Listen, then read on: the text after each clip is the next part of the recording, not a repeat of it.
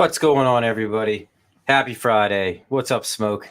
Oh, what's up, Mike? How Same you old, same feeling, old. man? You're a little under the weather, so Caught, Matt, I appreciate you toughing it out. yeah, I caught COVID this weekend, and I've been Oh, that's messing, always messing fun. around, messing around with it.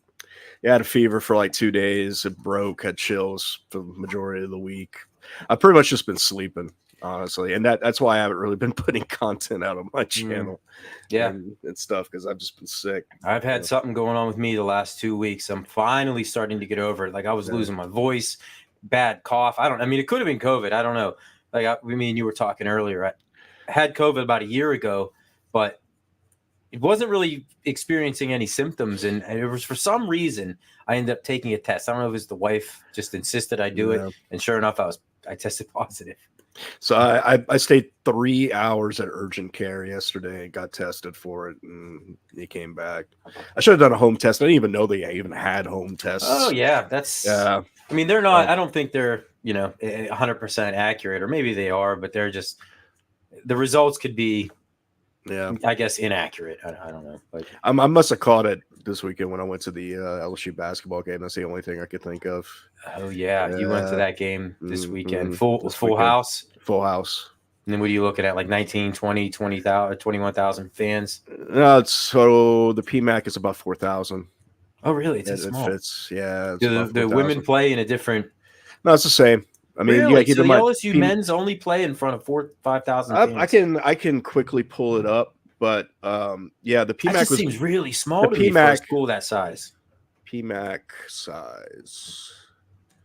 Let's see how many people does the PMAC hold? No, 13,000. Okay. So it's 13,000.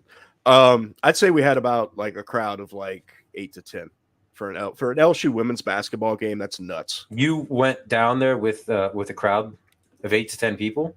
Well, 8 to 10,000. Oh, 8 to 10,000. I thought Eight maybe you went 10,000. like a group of you and your buddies went down. No, it was me and my brother-in-law that went. Oh, okay. Did you do any tailgating beforehand or? Oh no! Like you got to keep in mind, we had the Blitz tournament. That's true. We'll to get prep to that. for. We'll get to that in a little bit.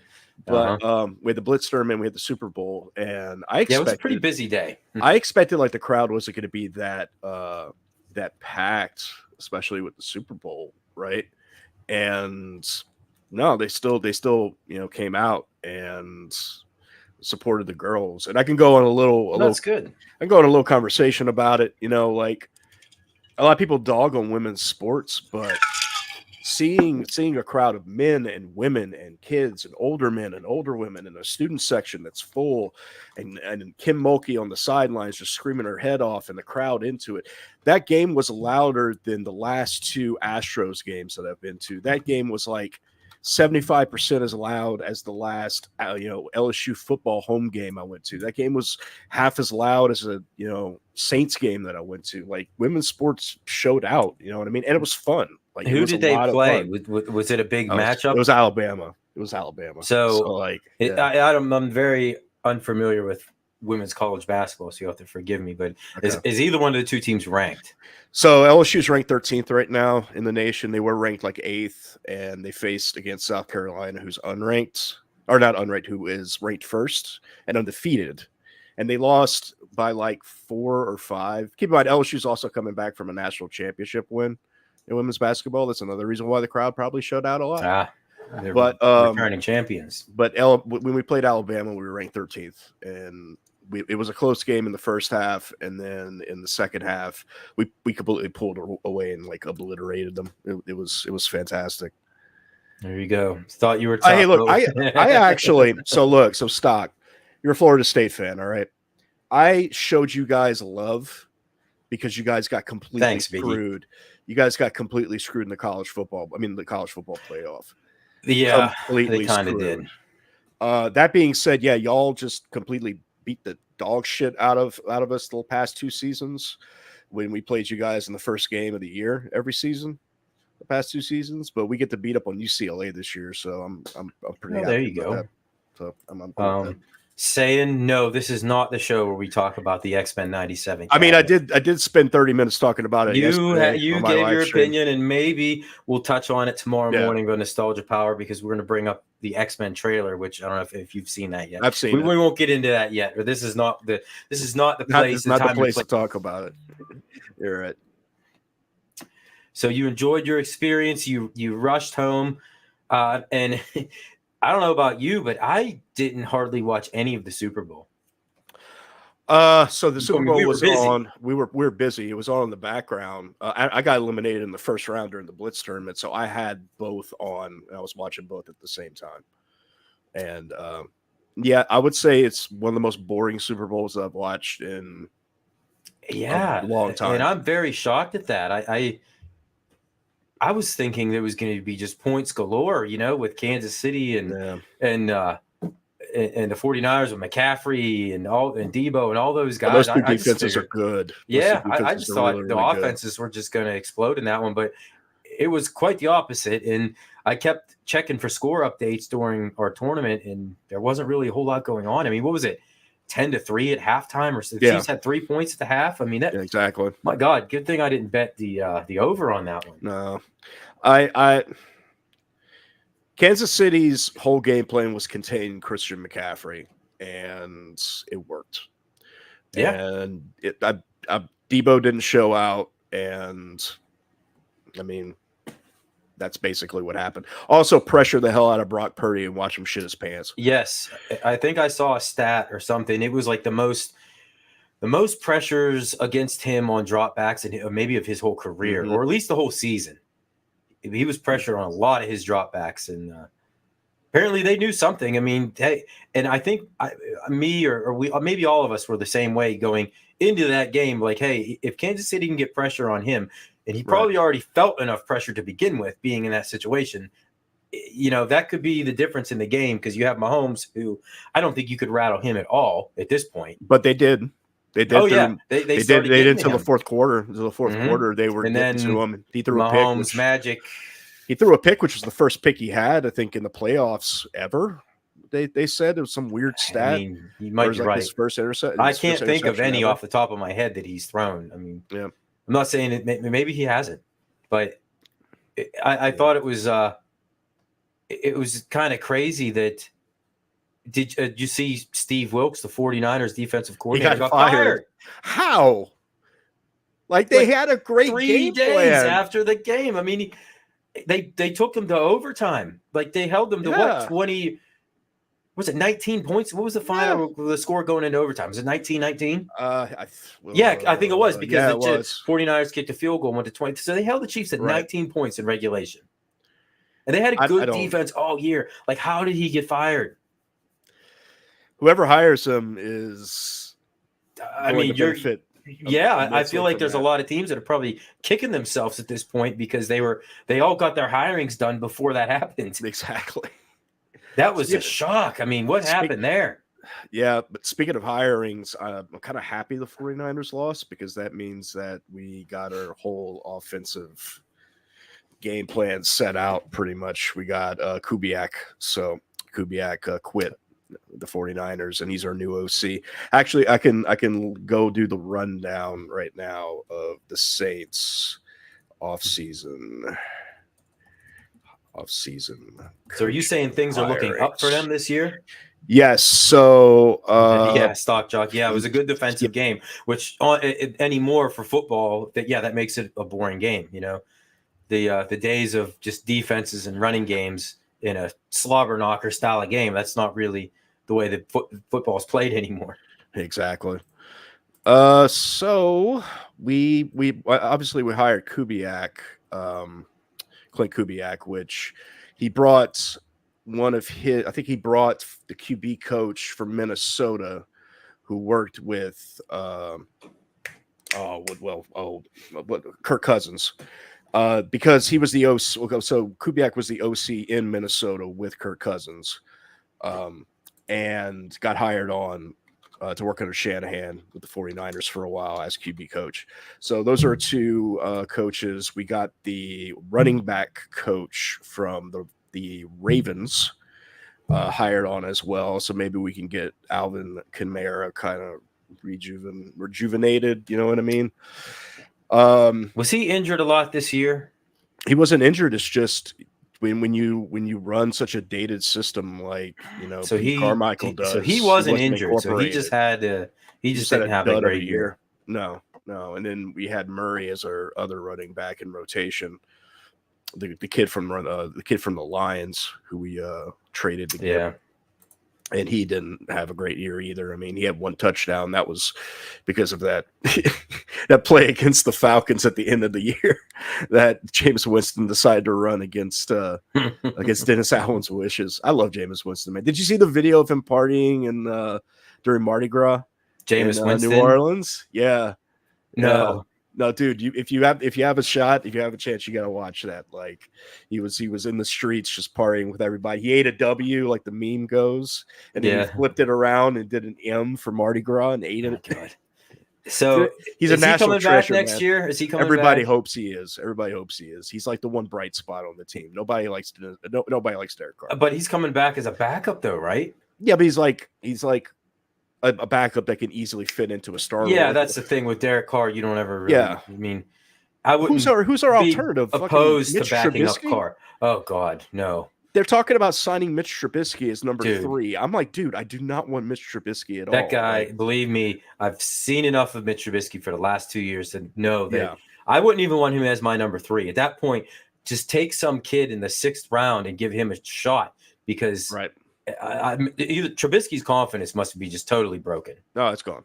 He can't. He's just Mr. Throw it up and pray and he can't read a defense. All he wants to do is check down. Yeah. I mean, we do have Jake Hayner on the roster. Do slobber knockers in my lexicon? I'm a wrestling fan, so yeah, that's it. JR, a famous JR quote: "The slobber knocker." But no, there somebody's going to end up with Trubisky as a number 2. I'm sure they will. I mean, the guy's a number 3 overall pick. He's what, or is he number 2? I don't know, number 2 or 3. Didn't you guys trade up to? I mean, no, didn't the Bears trade up to number 1 to get him? He was not a number 1. He wasn't number 1 overall. He was 1 or 2. He was number 1 or number 2. Then he must have been number 2 because I know he wasn't. Definitely wasn't a number 1. And he's only 28 years old, maybe. So yeah, I don't know. There's that element of like, okay, maybe if it's in there somewhere. Can the right situation bring it out of him? Right. We thought that break coming here. They thought, okay, we'll get him out of the Bears. We're very dysfunctional.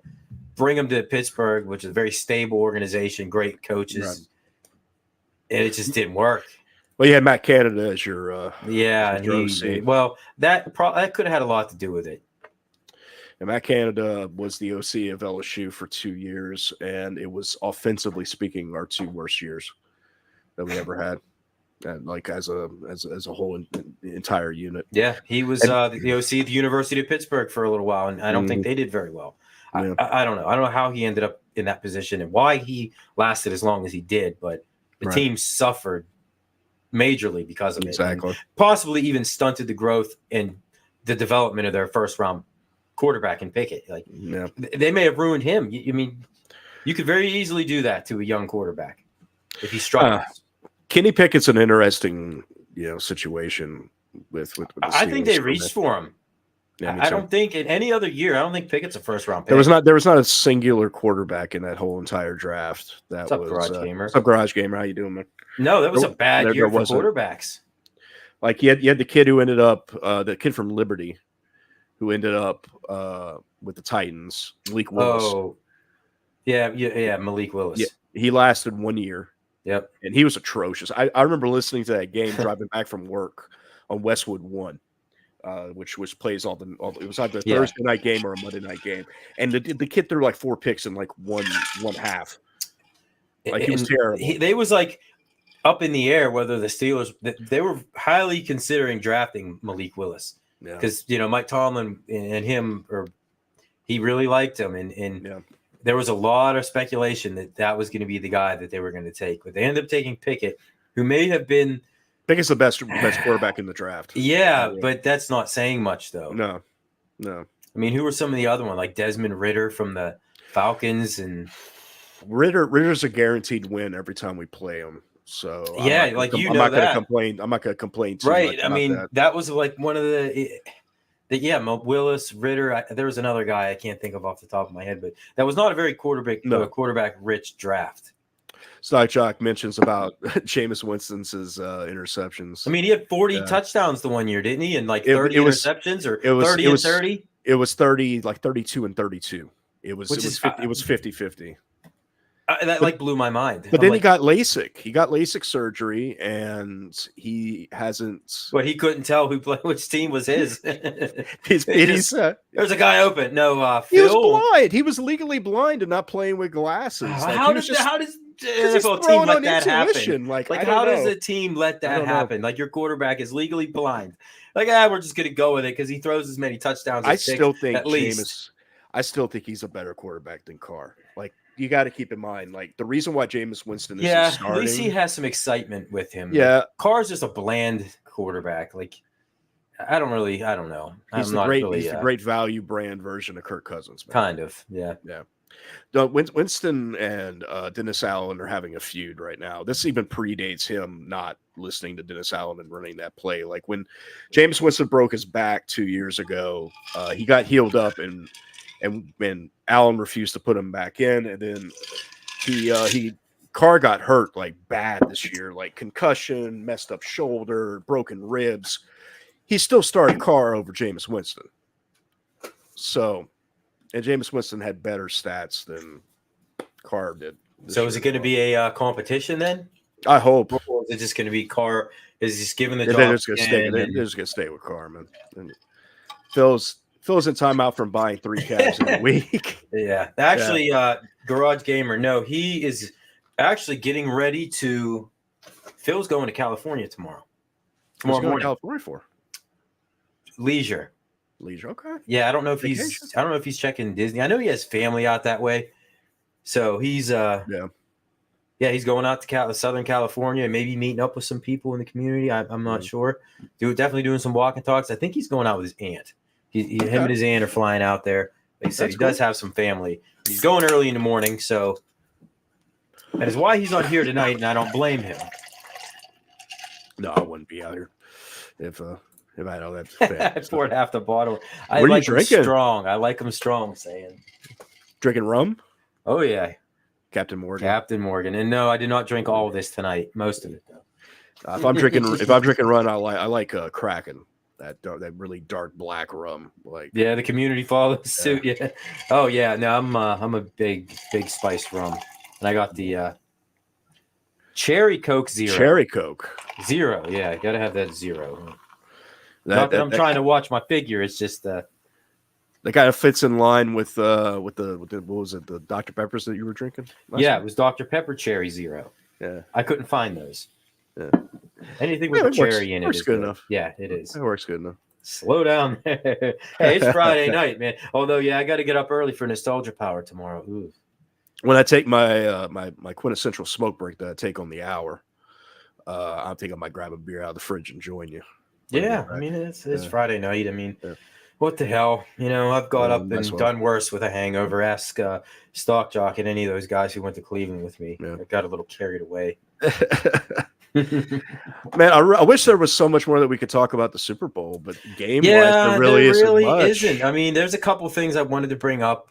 How about the ratings, though? Did you see this? I didn't hear about the ratings, no. The highest ratings in the United States ever. For the worst Super Bowl I've seen in like 15 years. Yes, and Stock Jock made the point earlier, one of the most boring Super Bowls. Yeah.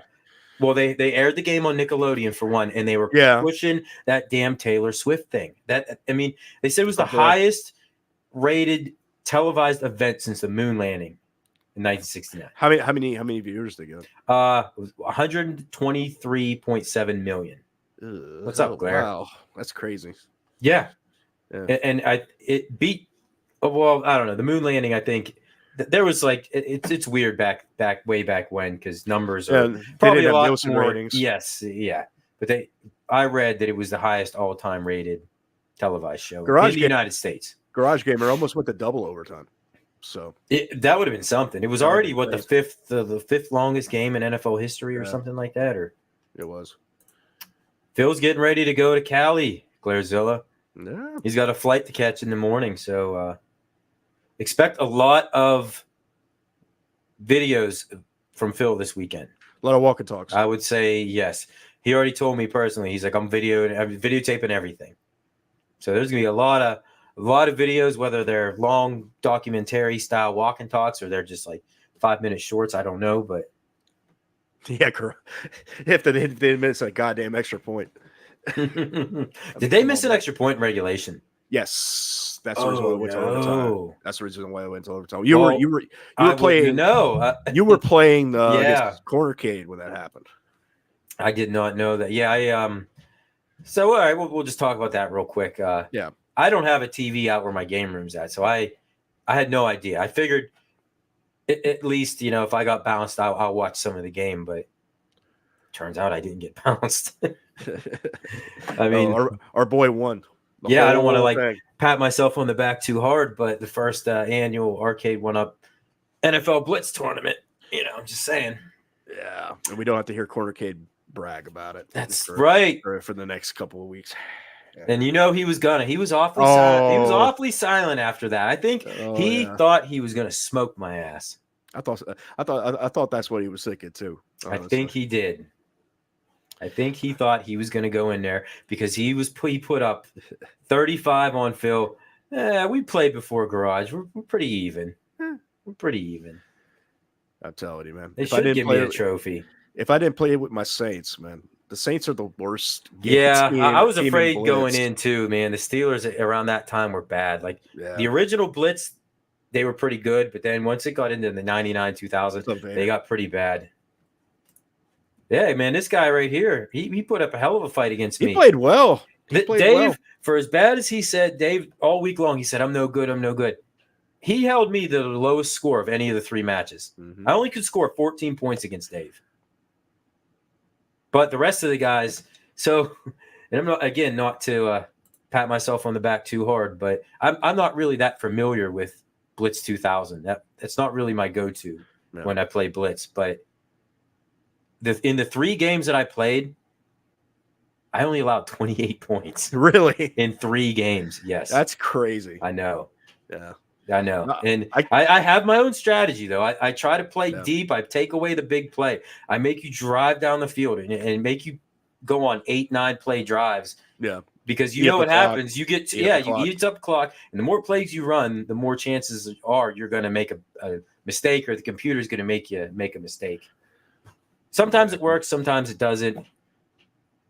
That night, it just happened to work. I mean, I like Blitz 2000 because of the fact that it's got twice as much in terms of plays. The plays, the playbooks. Yeah, and that I think is now my new favorite Blitz game. You could flip them, so that even adds more complexity to the plays, and then you have pre-snap motions that you can make. Yeah, Dave, me too. I was playing Blitz all week long, and I was even trying to do the I scored things for Arcades Anonymous. And then all of a sudden, 5 minutes before we go live, we're like, oh, yeah, we're playing Blitz 2000. So I want to tell you what I did, Smoke. While in between games, I was like eerily silent the entire time. Like I didn't say much. Yeah, I didn't hear you. You know why? Because while everybody else is talking and watching games, I was practicing. I played the first game. Well, even during the pre-show, like while everybody was talking, I'm sitting there trying to run plays. Me and Dave played. After I beat Dave, all the other games were going on. Immediately, I'm starting the computer up. I'm playing the game and running plays. Right. No, we noticed that you were oddly quiet, and it was good that you were practicing. Because you're practicing. That's exactly why you were practicing against Blitz's broken AI. Yeah, and I figured if you could hang with the computer, exactly. Human beings are. I don't want to say they're easier to play against, but they're not cheap. You know how cheap the computer can be. You're gonna get the new NCAA garage. Is that what you're doing? Going to start practicing NCAA football. There you go. I don't know about that game, man. I watched the preview of it, the 2-minute preview. I don't know. So I'll briefly get something off of my shelf. Give me one moment. All right. So Glairzilla, tomorrow, the topic we're gonna go. Oh, this is gonna be something fun for me. going back into the early '90s again, but we're going to talk about the console wars between the Sega Genesis and the Super Nintendo. And we're going to have a couple guests on. This guy here, Smoke, is going to be one of them. And we're also going to bring in Toxin, who is a lot younger than all of us. Toxin's awesome, though. And he grew up. That was like his, like for me, was the NES. I mean, I'm pretty sure he's a big Sega guy. So Garage Gamer. not coming back this time. Right. You don't want me sitting here talking for an hour straight. Hold on. You're phasing out of reality. The damn background. There we go. Wait. Let me just. Yeah, I agree. Garage, the AI and NBA Jam. Yeah. What do we got? NCAA football. What is that? Well, that's there we go. 14.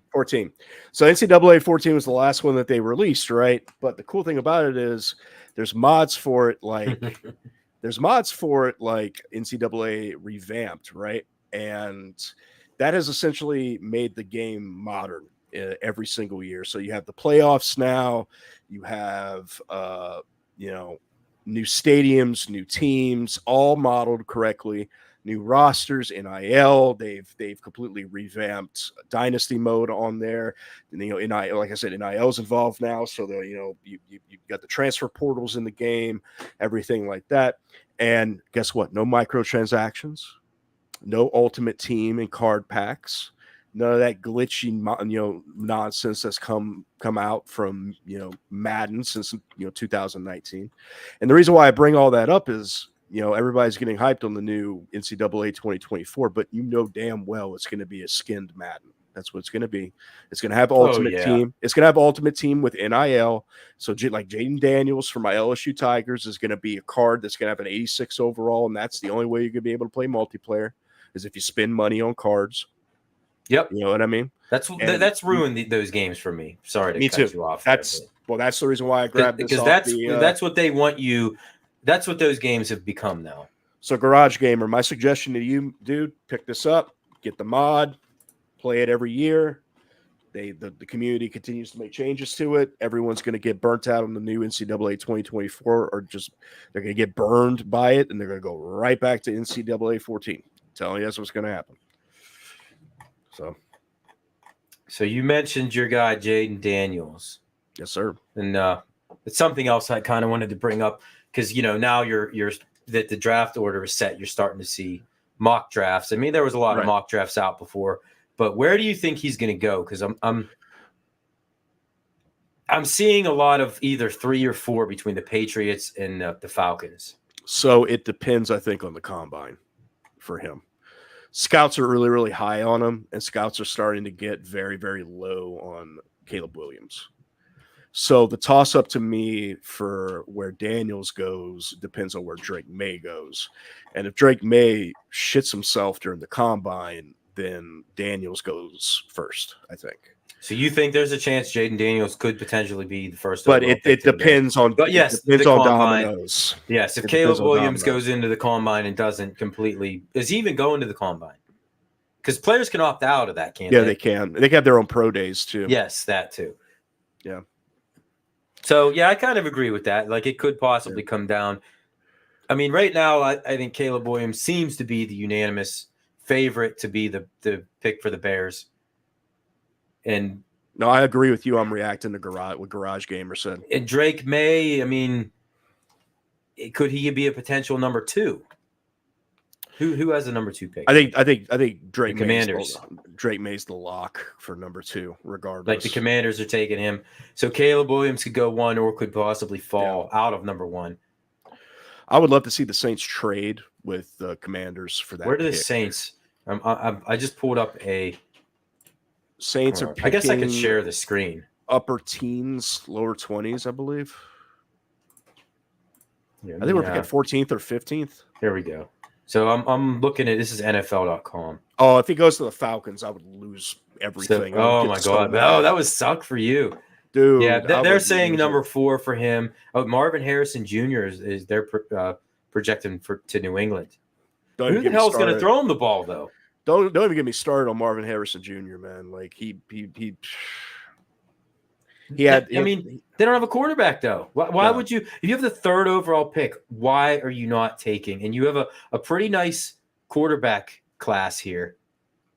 I don't know. I don't see them. Although Belichick's not there anymore. So Unless they're willing to try and see if they can, salvage Bo. maybe you get Bo a Nix. guy like Harrison and then have another Bo bad Nix. year. Mac Jones. Yeah, maybe they can salvage him again. He's Salvage a Mac 1st Jones. round pick. I I guess still have Bo maybe. Nix on the brain. I'm sorry. I still have Bo Nix on the brain with Garage Gamers comment. Nah. So yeah, they're NFL saying Bears, Williams, Drake May, number 2.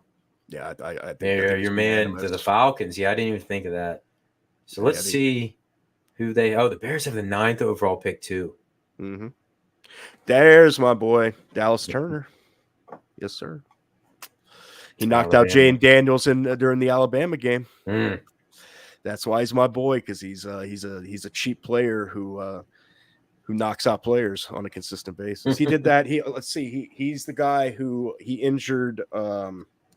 Who's the quarterback from Tennessee that got drafted last year? Who's with the Volunteers, and now he's. Oh my God! Yeah, he had that amazing run. What's his name? He was with Penn. I think he played for Penn State for a minute there. Yeah, he transferred out. Why can't I think of his name? I can picture his face. I can't think of his name. I can picture his face too. So Dallas Turner hurt him when Bo Nix was at who's Clint Ewers at Texas. Dallas Turner injured him. Jaden Daniels this year. Dallas Turner injured him. Dallas Turner. Will Levis.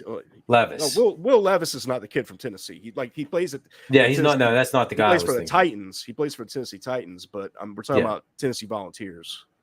So we're trying to figure out that guy. But he got hurt. Hey, what's up, Serge? Levis. What's up, Serge? So they're projecting your Saints at 14 to take Latham, the offensive tackle.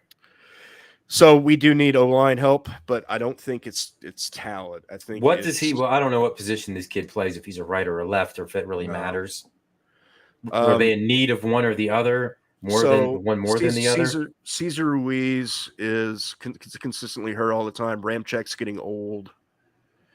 Peyton Turner hasn't panned out, and we fired our offensive lines coach because he's terrible.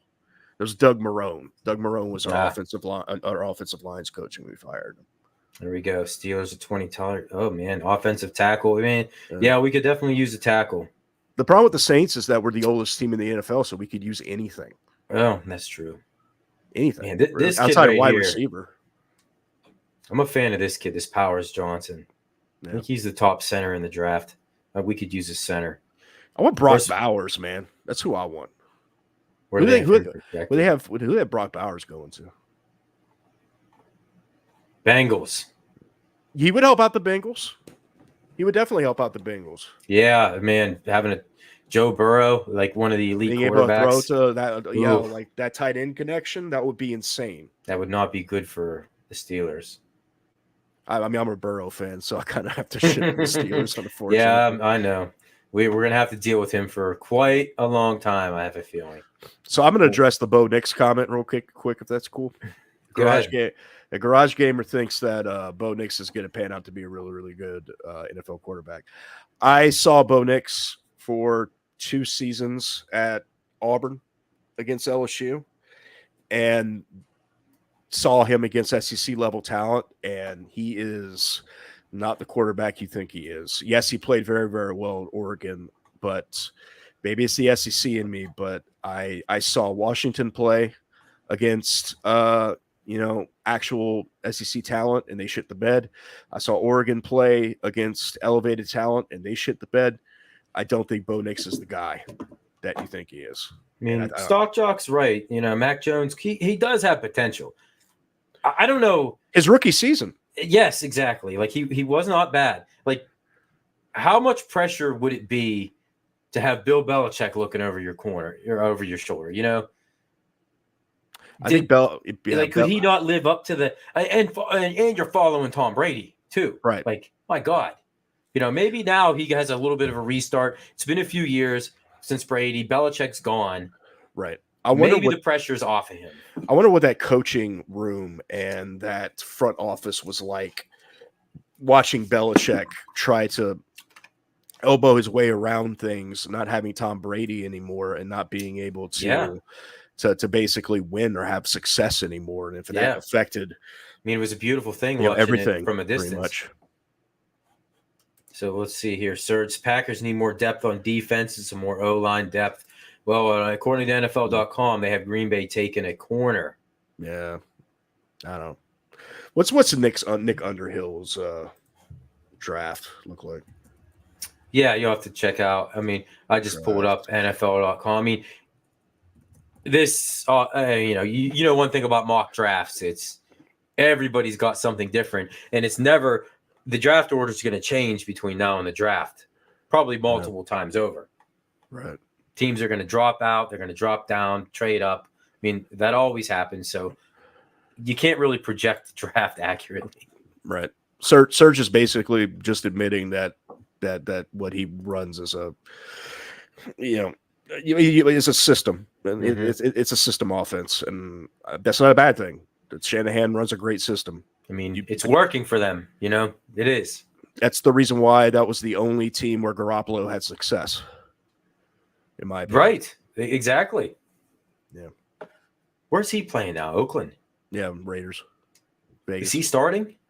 Oakland. What the hell am I talking about? Well, I mean, Aiden O'Connell is the backup, and he's the one who played for the rest of the year because Garoppolo got hurt. Yeah, he got hurt. And O'Connell looks like, he's on a sex offender registry with his little mustache. So I don't know. He's a bad player too. Brady ran Garoppolo out of New England. Here's a crazy thing. Brady now is minority stakeholder in the Raiders. Is he really? And that's where Garoppolo plays. Yeah. Oh, jeez. Yeah. Everything comes around, baby. He just can't let that poor guy have his own career. Brady just wants him out of the NFL in the worst way. Exactly. Poor Jimmy G, man. I know. He's a good dude. He's not a terrible quarterback. You could do a lot worse than him.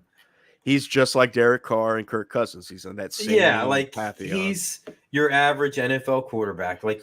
He's not going to kill you, but he's also not going to win you a Super Bowl by himself. Top 20. So that's pretty much the exciting things of the draft so far. Like I said, that'll change 100 times over.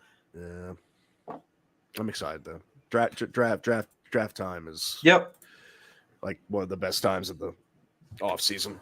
It is. I mean, at this point now, what do you? Unless you're moving on to another sport, right? You start studying that draft. And there's one more thing that I wanted to bring up here.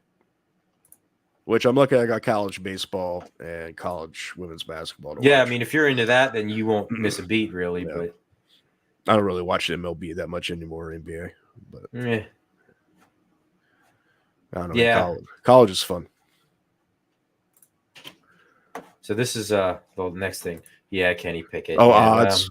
Draft odds. Yeah, so the Super Bowl odds for next year. Oh, yeah. And I don't know if you could even see this. Barely. How to increase the screen size. But right now, the San Francisco 49ers are the odds-on favorite to win, not to repeat. Sorry, to win. And at plus 550, the Chiefs, number 2. This is weird how they have it going back and forth. I got the Saints. So the New Orleans Saints are where the hell are they? Just the Jets. Oh, there they are, right here. Plus 8,000. I'll take that bet. That's okay. The Steelers are plus 7,500. So I'll put 200 on that. I'll put 200 on that. We are in the bottom third of the league. So we're ranked higher than you guys. Well, no, you're plus 8,000. You're least your favorite. Oh, okay. Okay. That's weird because we're pretty much if we're competent, if we are competent this season, we're pretty much guaranteed a playoff spot at home. That's our batter division is. Yeah. So who knows? Yeah, you really are. You do have that luxury of playing in a fairly weak division, as where the Steelers play in the AFC North. You got the Ravens, who are the third highest rated. Insane. Yeah, and you got the Bengals, who are 6th, and you got the Browns, who are up there somewhere. They're about right middle of the pack right here. So, I have yeah, the this. Steelers are projected to finish 4th then, according to Super Bowl odds. Speaking of the Browns, I feel like this is their like make it or break it year with Deshaun Watson. If he doesn't pan out, they're going to pull the Russell Wilson and just pull the plug on it. You almost have to. And what did they give up? Like 3 first-round picks for him. $280 million too. And I know. Wow. Yeah, it's insane. Well, I mean, they haven't had a quarterback really since they came back into the league in 99. So I guess after 24 years of not having a quarterback, you get extremely desperate. You should tip your glass to Tim Couch, man. He was a hell of a quarterback in Kentucky. I thought he was going to be. I thought he was going to be amazing. He for being on an expansion team, his stats are better than like let's say David Carr, for example. Yeah, who was put in the same situation that the Browns did not have much in the way of talent back then. No.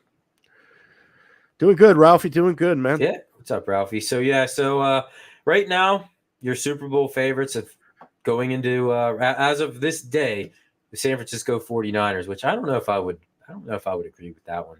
I wouldn't put the Bills above the Lions either. I think the Lions have a better shot. Yeah, we got the Bills are plus 1,000, Lions plus 1,200. Yeah.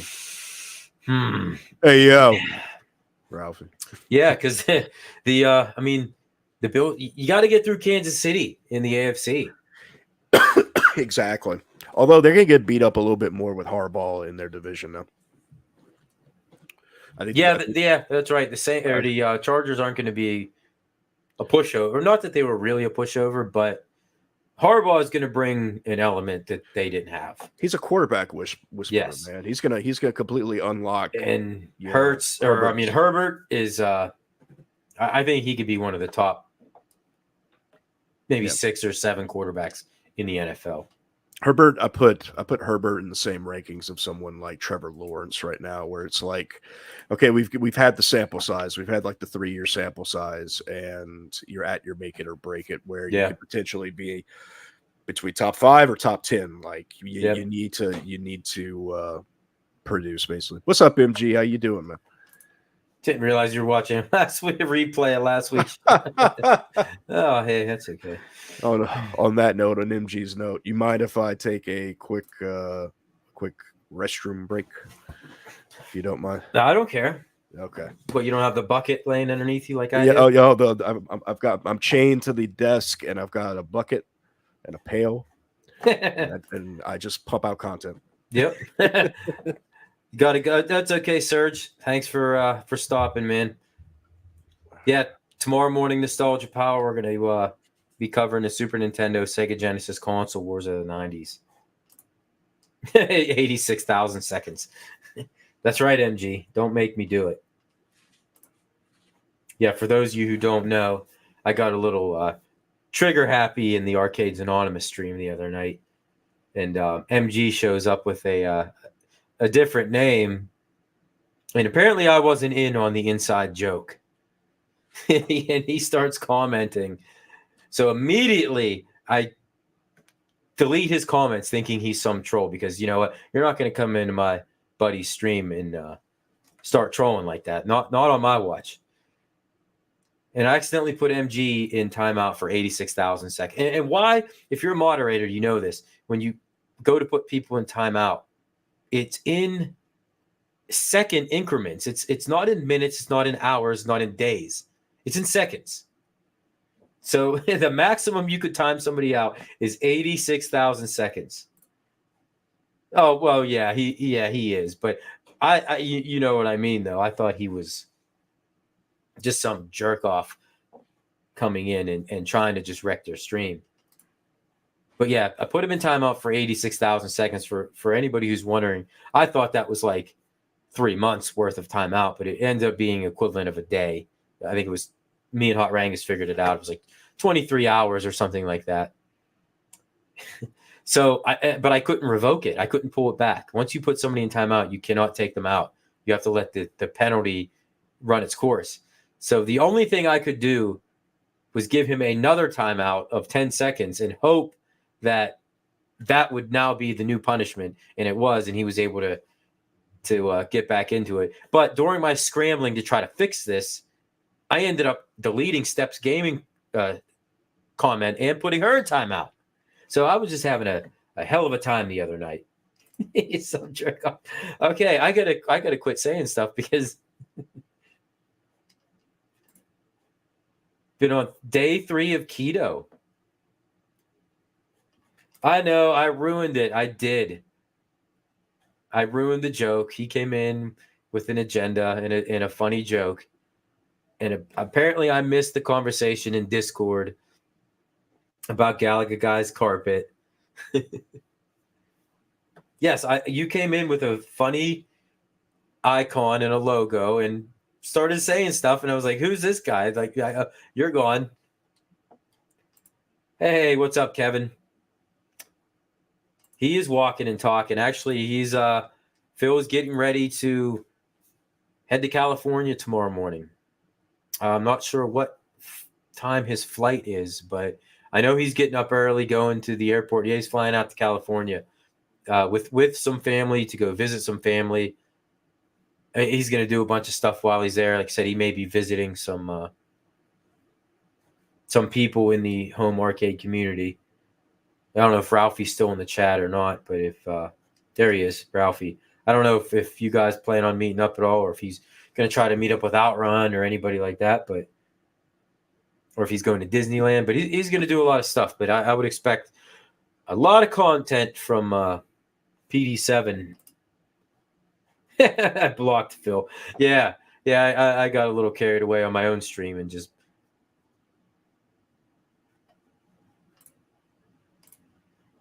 Wait. I might do a poop and cry if I have to go to the bathroom again. Hey, if you're on keto, day 3 of keto, I've never done it, but I hear the first few days are rough.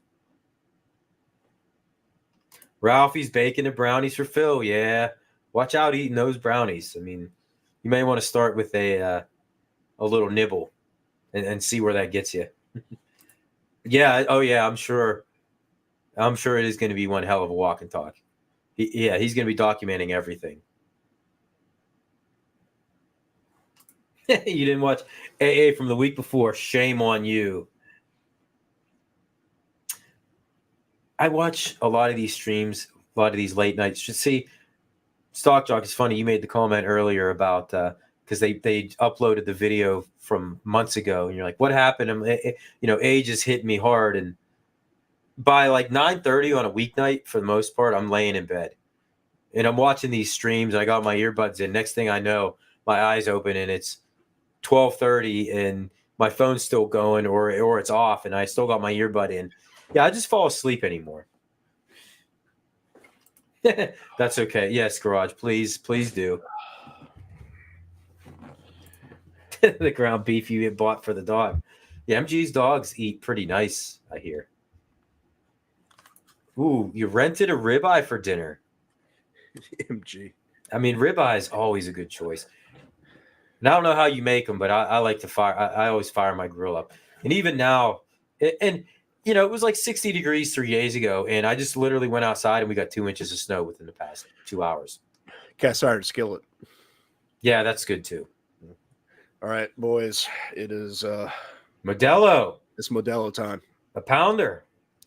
Yes, sir. Is that a 16-ouncer? Yes, sir. That's right. Kevin, he could play. Maybe that's why he got that mini MVSX to bring on the airplane. I never thought of that. It looks like Mike from 5 years ago. When was that? When was that? An awful lot of gray. You can't even see my chin strap anymore because it's all gray. I got a little patch of black. That's it. What the hell is happening to me? Why did that podcast just randomly update? I don't know. I don't know if we ever got confirmation or an answer as to why that happened. I saw that. I was like, what's going on here? And I clicked on it, and I'm like, wait, what is this? This is from... Because PD7 was on. I was like, what? PD7? So was I. Me, PD7. Yeah. It was our old intro. I mean, yeah. What's up, Hoots? Hoots is in the house. Say what's up, Hoots. My buddy Retro Doc's in the house. That happened to me the other night while playing a video game. He woke up at 3 a.m. at his desk. Yeah, I've done that before too. Playing PlayStation on the couch behind me. And yeah.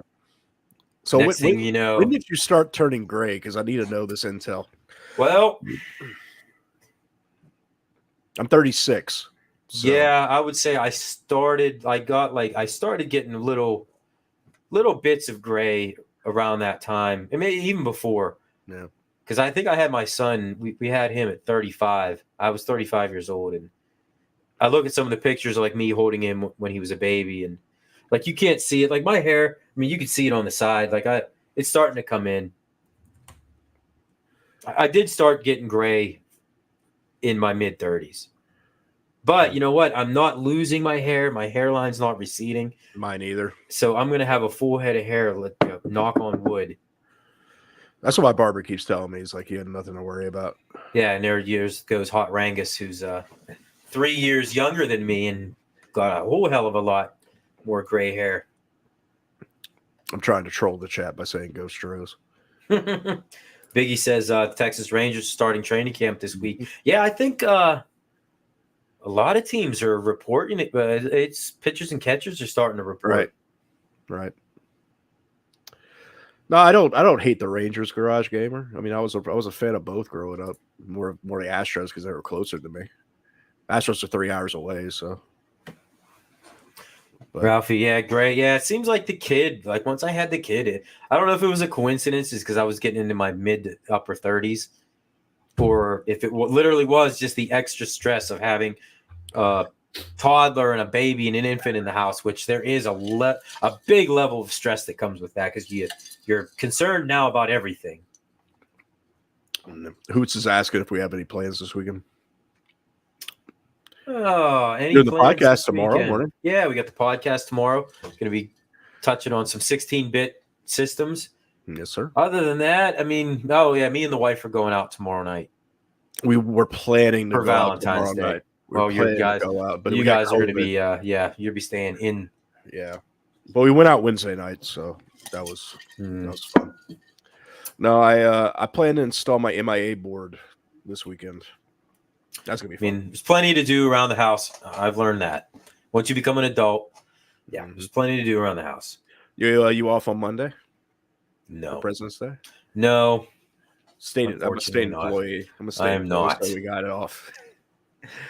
It's crazy. Yeah. Biggie ups. Exactly. I'd rather have gray hair than no hair. It's different for everyone. Late 30s, early 40s. That's when it happened. Yeah. I mean, I go like a lot of my friends I haven't seen in a long time. A lot of them guys are almost bald now. Like I can't believe it. You know, so I started going gray before everybody else, and then I always used to get the silver fox comments and stuff, and but then I see them now, and I'm like, whoa. You got a good head of hair. You're set. Yeah, I mean, it is. It's very, very thick. I mean, it is. Yep. So let's keep it that way, right? I'll take the grays because you can always. There's ways around that, you know. But that now, and then you start getting them on the chest, and it's like, oh, that's when it starts. Your ears. See, I don't have that yet. Thankfully. Ears and nose. No, well, the nose, yes. I start getting those grays popping up right here, which is exactly what used to happen. And I used to pull them out. I'm like, oh, there's a gray. Pull it out. Now, you can't do that now. She's going to sit on the toilet all weekend, probably on that keto diet. Man. Yep, you lose your hair on your head, but it's growing everywhere else. It's like you become an ape, basically, like a hairy ape. Hey, thank you. Thanks, Ralphie. I said I'm handsome with all this gray. His best friend, at least all his hair in his 20s at 44, full head of hair. Lost all his hair. Okay. Oh. Yeah. So you can't, right. I mean, if you have the hair and you're in your 40s, then and you're a guy, that's you've done all right. I have like one worry because I use a CPAP, right? And the CPAP strap goes right here. Yeah. And I'm afraid it's going to just rip all my hair out. I mean, it could. You see those guys who wore hats their entire lives. Like they always seem to be the ones who start getting that receding hairline. That's true. You're drinking. Well, I mean, it is Friday night, man. We all. Cheers, Retro Doc. We all are, brother. Yeah, I'm going to All right, MG. I'm not going to highlight that comment. That's pretty funny, though. In case my mom's watching, my mom might be watching. You never know. MG, you're crazy, man. It's great. Install bidet. You get your nether wheat regions. How the hell did we get on this? What were we even talking about? So I was outside. Yeah, you walked away, and then somehow we veered way off course. Last thing we were talking about was the draft. Yeah, how there you go, excited Biggie. for it. Jim Beam and Coke Zero. Yeah, you can't go wrong with that. No. Yeah, I mean, so we covered some good stuff. I mean, we covered this San Francisco like just firing their D coordinator out of nowhere, which is shocking. Got the Super Bowl ratings, the highest rated show of all time. When he gets a haircut, not looking for a comb over. Stock Jock, it was good seeing you. So no need to hide it. Stock Jock, it was good seeing you on Arcades Anonymous. That's true. This Yeah. I meant to. Lucky I didn't put him in timeout. On while he was on camera. No, that was great, Stock Jock. That they got you on camera finally. Mm-hmm. They let you on finally after all this time. I've never seen Stock Jock's face, so. Oh, really? I met him in person in Cleveland. I didn't anticipate a very mild mannered late 40s, early 50s gentleman. Yeah, Stock Jock, he's the man. Yeah, he was super cool to hang out with for the weekend in Cleveland. There. Pretty soon, Stock Jock is going to take over this show too. So I'm talking about the MBSX Mini. Not sure what you guys are talking about. So yeah, good on Unico, man. They I don't really know. Like, is this Unico came out with the MVSX mini like 2 years ago as well, and they came out with it with the controller for it too. I by the way, for the record, I love the AVX. The AVC.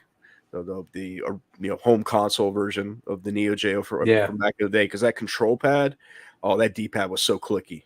It felt good. That 8-way control pad was so good for games.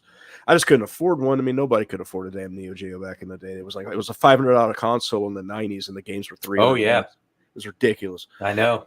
But what was cool with the MVX Mini that they came out with 2 years ago was that it came with that controller. So, and it works with old console hardware if you have it. Oh, that might be something we could cover tomorrow. And maybe during the 16-bit era. I mean, that was.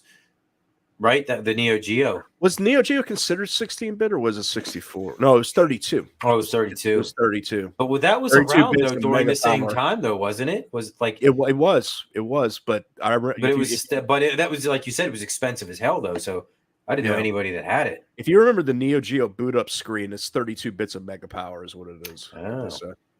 Yeah. Oh, we may mention it just because of other systems that were around during that, the TurboGrafx 16, stuff. Dude, like that. I love the T16, man. Retro Doc saying it was 22-bit arcade boards. Okay, he would know. Retro Doc's good with that kind of stuff. So, yeah, Kevin, it was a shocker. I mean, we made the comment earlier in the stream that, they held Pat Mahomes and the Chiefs to 19 points in regulation. Mm-hmm.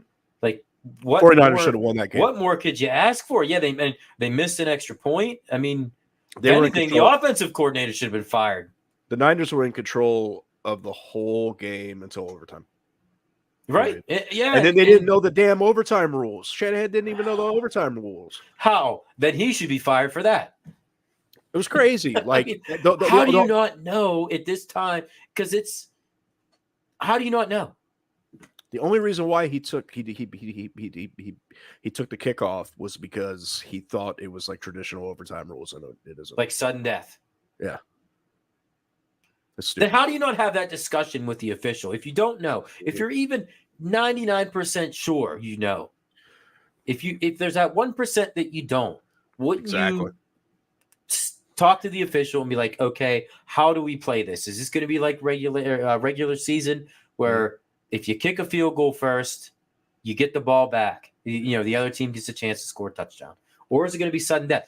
No, they got rid of the sudden death. Like, how do casual fans know this? And NFL head coaches don't. That's ridiculous. So the biggest difference was Shanahan didn't practice at all for overtime. That's what the report says. But the Chiefs practiced that rule like all week. I mean, what could you really do to practice that? Pacing. And I mean, most most coaches have like a game plan that's for like the first 10 to 15 plays. Yeah. So they is have that how they do it? Like That's the how they same with basically do overtime? it. You Same have with overtime. your like if Yeah. we're going to overtime, okay, we're gonna bust into our overtime playbook, and here's the play. This is how we want to start out. And the 49ers didn't have that. The Chiefs did, but the 49ers didn't have that. So basically, is what Shanahan's saying is, had he known this, he would have He would deferred, have prepped. He would have or like deferred. he wouldn't He would have taken the deferred. kick. He wouldn't have taken the kick. He would have deferred. Yeah. I don't see how that would really change your plan, though. I mean, well, I guess if you didn't know and you're playing for the field goal, you don't play for the I field don't goal know. in Super No, Bowl I don't rules. think you do. Yeah, I don't. You play to Because if that's the case, win then it. you get into range. Wouldn't you automatically just line up and kick it? Yeah. You know, because that's why, like, that's happened in the past in that type of situation where a team will they might go for the field goal on third down in case there's a block or something like that, and you can recover the ball. I mean, you get it. You know, you get another shot at it. Right. Yeah, I don't know. I think that's horrible. Yeah. If that's true and he didn't know, that's He didn't know. pretty bad. He should be getting killed out there for that. I'm surprised the media didn't really cover it as much. Yeah, you really didn't hear anything There's about it. There's a lot more stuff to cover, like Taylor Swift getting engaged to our boy. Did that happen during the? Yeah, did it really? It really Shut up! happened Oh my god! So we did the over I'm gonna under. go throw up for a minute. We did the over under on how many times Taylor Swift was going to be shown on camera. Yeah, and we were way counted. off. I counted. It was in like the 30s to 40s, man. Oh that was after I played my Blitz game, so that was in the second quarter. I'm so happy that that I won that tournament, not just for like to stoke my ego, just so I didn't have to watch the damn game. I groaned every time. Like if you listen to that, if you rewatch the Blitz stream, every time Taylor Swift comes on, I announce it, and like everybody just groans. Yeah, I do remember, and like I said, I wasn't paying much attention to what was going on in the chat during the tournament because I was practicing. Right. I'm such a nerd. I was practicing in between games. I took it so serious because after winning that first game, you know, I've played chaotic 3 or 4 times, and every single one of them has went down to the wire. And I knew I was in for a tough. That's how I felt when I played him. Like, yeah, I knew I was in for a tough matchup.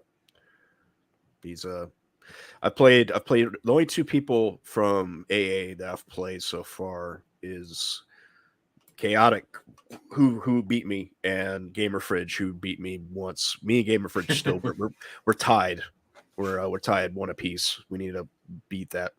Yeah, I need to play. I'd like to play either one of you guys, both of you guys. I've played PD7 quite a few times. No, I'll play me this week. They're always good games. I've never played Cornercade before, and after watching his game with Phil, I knew it was going to be tough, and I knew that I had to bring my A game. Because I couldn't let Cornercade win. Could not let Cornercade gloat. Yeah, Kevin, I mean, that's he would have. Totally understandable. I think next year, I think what the guys were throwing around is that maybe they were going to do it earlier in the day, like leading up to the Super Bowl. Because the tournament, the stream went on for about 2.5 hours, I think, something like that. So it was fun. Maybe started at like 4 o'clock in the afternoon. So that way you get your Blitz tournament and your leads are right up. As soon as we're done, the Super Bowl kicks off. Garage, how would you know? Plays Blitz like he plays either. She didn't get engaged? No, she got. There's pictures like of them on the field at the end of the game with him engaged. You know, asking him to marry her. Yeah.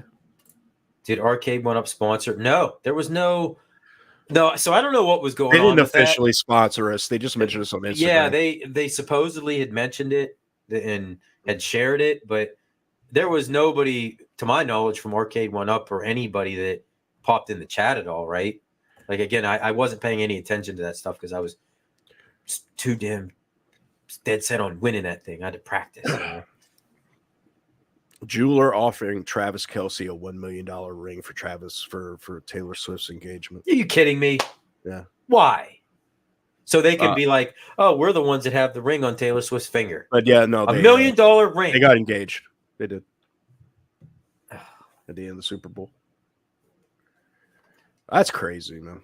Well, okay. So there's okay. She donated. When you hear stuff like that, at least you realize that these are actually good people. And not, that's we good. could bring up, and I really didn't want to bring it up, but I'm sure you saw what happened at the Chiefs parade the other day. No, I didn't know. You didn't know? You didn't hear anything? It was a shooting at the Chiefs parade. What? Yeah. There Really? was like 15 people got injured. Now, I don't think it was like it's not like one of those, like a mass shooting type of, from what I heard and what I read, it was like a fight or some sort of a dispute between multiple people, and somebody pulled out a gun and tried shooting the other guy. And of course, other people got hit. Somebody did get killed. Right. Well, that's crazy. I mean, like, you know, it's your OnlyFans. But yes, MG's comment's great too. Because she did. She donated to the lady's family that died at the parade. That's good. No, yeah, Kelsey got into the face of Andy Reid. I did see that. Yeah. There's two juvenile. Yeah, they did get 2 people into custody. So we had Mardi Gras this week. Speaking of, I think I addressed it a little bit earlier. And there's 2 different kinds of Mardi Gras. There's the carnival style Mardi Gras that's held in New Orleans.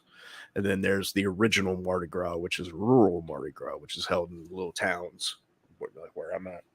And since we were just talking about like what happened at the the Chiefs parade right there, a group of 3 goons at one of the rural Mardi Gras abducted a little girl and like ran off with her in a big crowd. Like it was a crowd of like 10,000 people in that little tiny town. And, like they arrested them and stuff like that. I don't know why I'm bringing this up. This is like sports related. It just popped in my head when you brought it up. Talking about tragic events. I mean, and unfortunately anymore, you can't do anything without having the risk of something horrible happening. I mean, I don't have kids, and I'm afraid to have kids because of crap like that. My kid's only 4 years old, and that was a legitimate conversation that we had before we decided that we were going to have a kid. It was like, do we really want to expose him to all of this? Because it's not like it was when we were kids anymore. No, not at all. It's not. No. And we're heading down a path where you have to be a helicopter parent. Yeah, you kind of have to be. Yeah. And no, I remember as a kid, man, I would hang out in my neighborhood, go explore. Dude, we would do anything. I would go fishing by myself, just I don't even trust my kid outside in my front yard by himself. And I've had that conversation with him already. I'm like, buddy, hey, if you're not that he's ever out there by himself, because believe me, he's not. But if I got to run to go to the bathroom or something, it's like if anybody stops and yells to you, you do not talk to them. You immediately run to the house. Like, exactly. Because you don't know. Like, you don't know what these people are doing anymore. Like, you can't go to movies. You can't go to church. You can't do anything without the risk of some nut job. The freaking Dark Knight shooting happened. Yeah, like in Lafayette. No kidding. Like 20 minutes away from my house right now. That's where the Dark Knight shooting happened. I mean, that's what people do anymore. The victory parades. And again, that was kind of a different type of a situation. So, yeah, I mean, they're juvenile. But like concerts, like anything, like any large gathering of people. He used to let me have the tap in when we were in the back. Just west of Chicago, gunshots are normal. MG, you're crazy. You are absolutely crazy. Yeah, you can't go on YouTube anymore without not watching these nuts on. That's right. Come on, you want to get nuts? Oh, man. Did you see MG's comment? Well, this one right here? Yeah. He used to hang out with the old man next door. He was so... He used to let me have the tap and we were in the back. Oh, my God. MG, you were like the MVP of trolling in all of our streams. You are fantastic. As long as you don't change your name to Galaga Guy 88 Shitty Carpet and come in here and start. Was that him? That was him. Yeah, it was him. I put him in timeout. That avatar was great. Yeah, I know. I thought he was like some jerk troll. That I didn't know it was him. I mean, yeah, he is both of those things, but yeah. His name was Steve. Every time the Chicago Bulls win, everyone thinks that's a good reason to loot the local Target Walmart. Yeah. Speaking of the Bulls, they have the greatest intro music for any sports event ever. That peak 90s Michael Oh yeah, Jordan I era. still think their logo is one of the greatest of Oh, their in logo's all of great too. sports. I like the Raptors Dude, how logo a about bit more. the Chicago, man? They got some good, like the Blackhawks in Oh, the hockey. Blackhawks logo That's is an awesome. awesome logo. Both of the Cubs logos, Yeah, like the little Bear the Cubs logo, Bears, like I mean, they yeah, do got some good logos. Their teams aren't really the best. in the greatest of positions right now. Well, I shouldn't say not in the greatest position. I think we had this conversation a few weeks ago. You might not have been on the stream smoke, but with Kevin, I made the comment that you never count the Cubs and the White Sox out because they got the payroll and the money to be Right. able to rebound quickly. The Blackhawks just got this Bedard kid who's going to be the next big thing in hockey. The Bears got the first overall pick and the 9th overall pick in the draft. So, and according to that mock draft we just looked at, they could potentially get the best quarterback and the best edge rusher in the whole draft. Right. I mean, if you could land that in a single draft, and both of those guys are going to be impact players. Like the Bears could turn it around pretty quickly. I still don't think Caleb Williams is better than what they've got right now.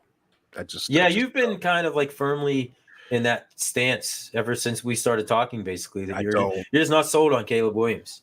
I've seen Pac-12 After Dark is like a guilty pleasure of mine, right? And I watched a lot of USC the past 2 seasons, and the thing about Lincoln Riley and his offenses is that he has a habit of taking what I would call mediocre, like top 10 quarterback, but the lower top 10, top 15 quarterback style quarterbacks, and hiding their deficiencies. So who has Lincoln Riley produced that is mainstream right now already in the NFL? You got Baker Mayfield, right? And you've got Kyler Murray. Those are like the two biggest both names. number 1 overall picks, but right. Yet both kind of unsure of where they were okay in college. Like, I mean, and they both had some top 5 moderate to high-end success in the NFL, but are like right now, like you don't know what's going on with Baker. You don't even know what's going on with Kyler Murray. Like, no, he was an MVP candidate, a couple years ago, and then went through some injuries, and now you weren't even sure he was going to be back with the Cardinals. And then Caleb Williams had a really bad year this year. Like a really bad year this year. I mean, his Heisman year was solid, but again, I mean, the Pac-12 doesn't exist anymore. Garage gamer, you're right. But the thing about I've never seen outside of Andrew Luck. Andrew Luck is the only quarterback I've seen in the past 20 years to come out of the Pac-12 that's been good. Yeah. Like, okay, Marcus Mariota, all right, top 15 quarterback at best. Yeah. Fine. It was highly regarded coming out of the draft, but never coming out of college. Herbert right now is like a top 12, top 14 quarterback. And I would say, yes, we kind of talked about that with Harbaugh. He has potential. I bet you, I have a feeling that I like that kid. I don't know why. I think he's going to be a hell of a I think he's going to be quarterback. good, but I don't. It's a very, very offense heavy league, and you're okay. So people are like people always make the joke like, I want to see Alabama play the worst, NFL team. I want to see the best SEC team play the worst NFL team. Alabama would get destroyed. Yeah, you always hear that. They would absolutely get destroyed. The Carolina Panthers, this year they're the worst team. And if you have them play the best SEC team, I'm sorry, there's just no way. You put Pac-12 offenses against SEC defenses, 9 times out of 10, most Pac-12 offenses lose. I'm just stating statistical facts. You can look it up. So take a Pac-12 quarterback and put them against an NFL defense and see what happens. That's why I think Caleb Williams is going to fail. That's just my take. Yeah, fair. I mean, valid point, though. I mean, you really are. Like, you made solid points right there. I hope I'm wrong because I was wrong about Anthony Richardson, and I was wrong about C.J. Stroud. I was right about. I was right about. I mean, C.J. Stroud. Anthony Richardson. I can see. He did have a lot of expectations. Not that Stroud didn't, but I don't think anybody could have expected Stroud to be that good already. I really didn't think Stroud was going to pan out because of the whole Ohio State quarterback. Yeah, I mean, I didn't either. I didn't think. I thought he would be okay. I mean, maybe in a year or 2 or 3, like he might start coming into it. But again, he brought, me and Phil talked about this a few weeks ago. The Texans, people forget the Texans had 4 wins last year, I think. Yep. That's it. They had 4 wins. And that's mainly the same team coming back. Just a change in. I don't even remember who the hell their quarterback was last year. Was it Case Keenum or something like that? Something like that. It was something like that. Yeah, somebody totally irrelevant. No, it was Davis Mills. And my God. Davis Mills got hurt. So where is he playing now? He's the backup. Is he still there in Houston? Yeah. Mills ain't a bad quarterback. He's all right. He's like top 20. Hey, what's up, Gamer Fridge? It's okay. You didn't miss anything. You didn't miss anything. Garage Gamer, I'm gonna Garage Gamer, are you drinking too? Garage Gamer, I'm gonna stay up till 1 o'clock in the morning. And I'm gonna come to your chat and watch, and I'm gonna troll you. I'm gonna troll you. I'm gonna change my name to Gallagher Guy 88's Dirty Carpet Steve or whatever the hell. No, but I think you keep Fields, right? And you this is who you draft at 1. You draft. I mean, everyone talks about Marvin Harrison Jr., but I think our wide receiver from LSU is incredibly underrated. They got him going top 15 in the draft. Yeah. Everybody go check out Garage Gamer later tonight. Yeah, please check out Garage Gamer. His stuff's good. Yep, really, really good. What I do is I would draft wide receiver at 1 or trade the pick down. So if you were Chicago, really? If I was Chicago, I would trade the pick down to because if you take a quarterback, you're giving up on. You got to get rid of Fields. So I would trade it to let's say maybe Washington wants to pick at 1, right? Something like that. And I go ahead and I pick Marvin Harrison Jr. with my first pick is the Bears, and then I draft O-line and I build the best freaking O-line that I could possibly. Okay, so if you take Fields, right? What's his biggest issue? It's not his mobility. It's not his accuracy. It's not his speed. It's not his game IQ. His biggest issue is the fact that he holds on to the ball too long. Way too long. And he gets sacked constantly. You build absorbs big hits. Exactly. You build a great O-line, and you've got yourself a top 10 quarterback right there. Period. Well, I'm kind of hoping the Bears do draft Williams first overall because speaking of odds, there was another Vegas betting odd line that got released this past week, and it was who has the what the hell? How did they word it? It was which team will Justin Fields take his first snap for next year? The odds-on favorite were the Pittsburgh Steelers. That would be awesome. Over the Chicago Bears. They had the higher odds of Justin Fields taking a snap for them next year than the Bears did. I just want to bring somebody new in. I don't think they're going to do it because the Steelers aren't like that. They're never going to admit defeat already. They're not going to give up on Pickett after 2 years. They're just not going to do it. And if you bring in Fields, you're basically saying this guy here is a failure. We screwed up, and they're just not going to do it. They'll waste another year of T.J. Watt in his ultimate prime and just to be stubborn. So I got a question about Roethlisberger. You did see that. Right out the gate, was Roethlisberger on point, or did it take him a couple of seasons to actually No. So this is how Roethlisberger's rookie season went. Now, he set records. So I think it was the second game into the season. Tommy Maddox was the Steelers quarterback. I remember Tommy Maddox. You remember Tommy Maddox? I remember Got Tommy hurt Maddox against the Ravens in the second game, and the Steelers lost that game. They were 1-1. Roethlisberger took over as a starter, his second game into his career, and never lost a game the rest of the season. They went 15-1 that year. That's insane, man. Yes. 15-1. And they lost to New England in the AFC Championship game, of course, in Pittsburgh.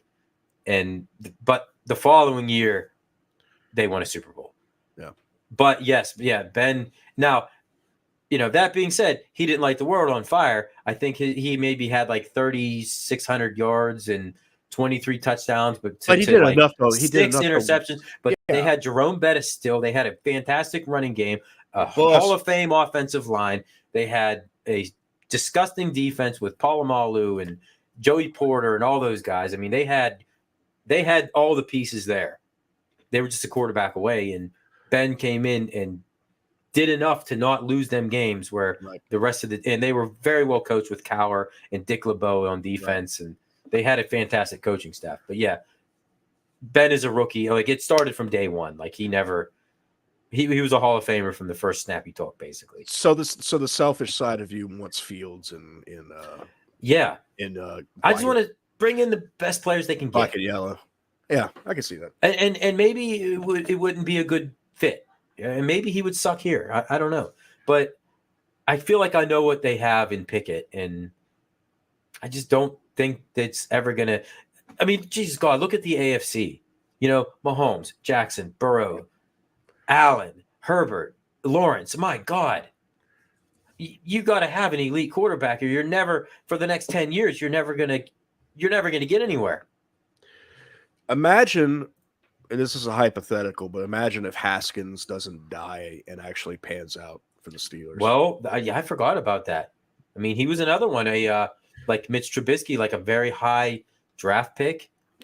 Another Ohio State. Yeah, faltered with a kind of a unstable organization that they brought in. Yeah, the way. Yeah, and when he died, like he was crossing a freeway. He was crossing the street. He was crossing the street. Yeah, and he got hit. And that was after he rebounded because he was like getting hooked on drugs and all kinds of crap. Like he was finally getting his life together. Yep. And who knows? At this point, he might have been. Yeah, Kevin, they were 15-1 that year. Who is the Steelers' biggest draft bust? Who would you say? Oh boy, they've had some. Tomlin's had some pretty bad draft busts. Ziggy Hood was a first-round bust.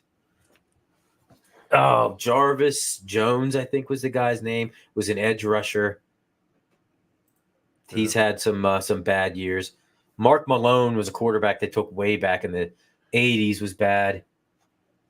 Yeah, when Tomlin came to coach, everyone said he beat the Cardinals with Cowher's team. He did. I mean, he really did. That whole entire team was Cowher's players. No.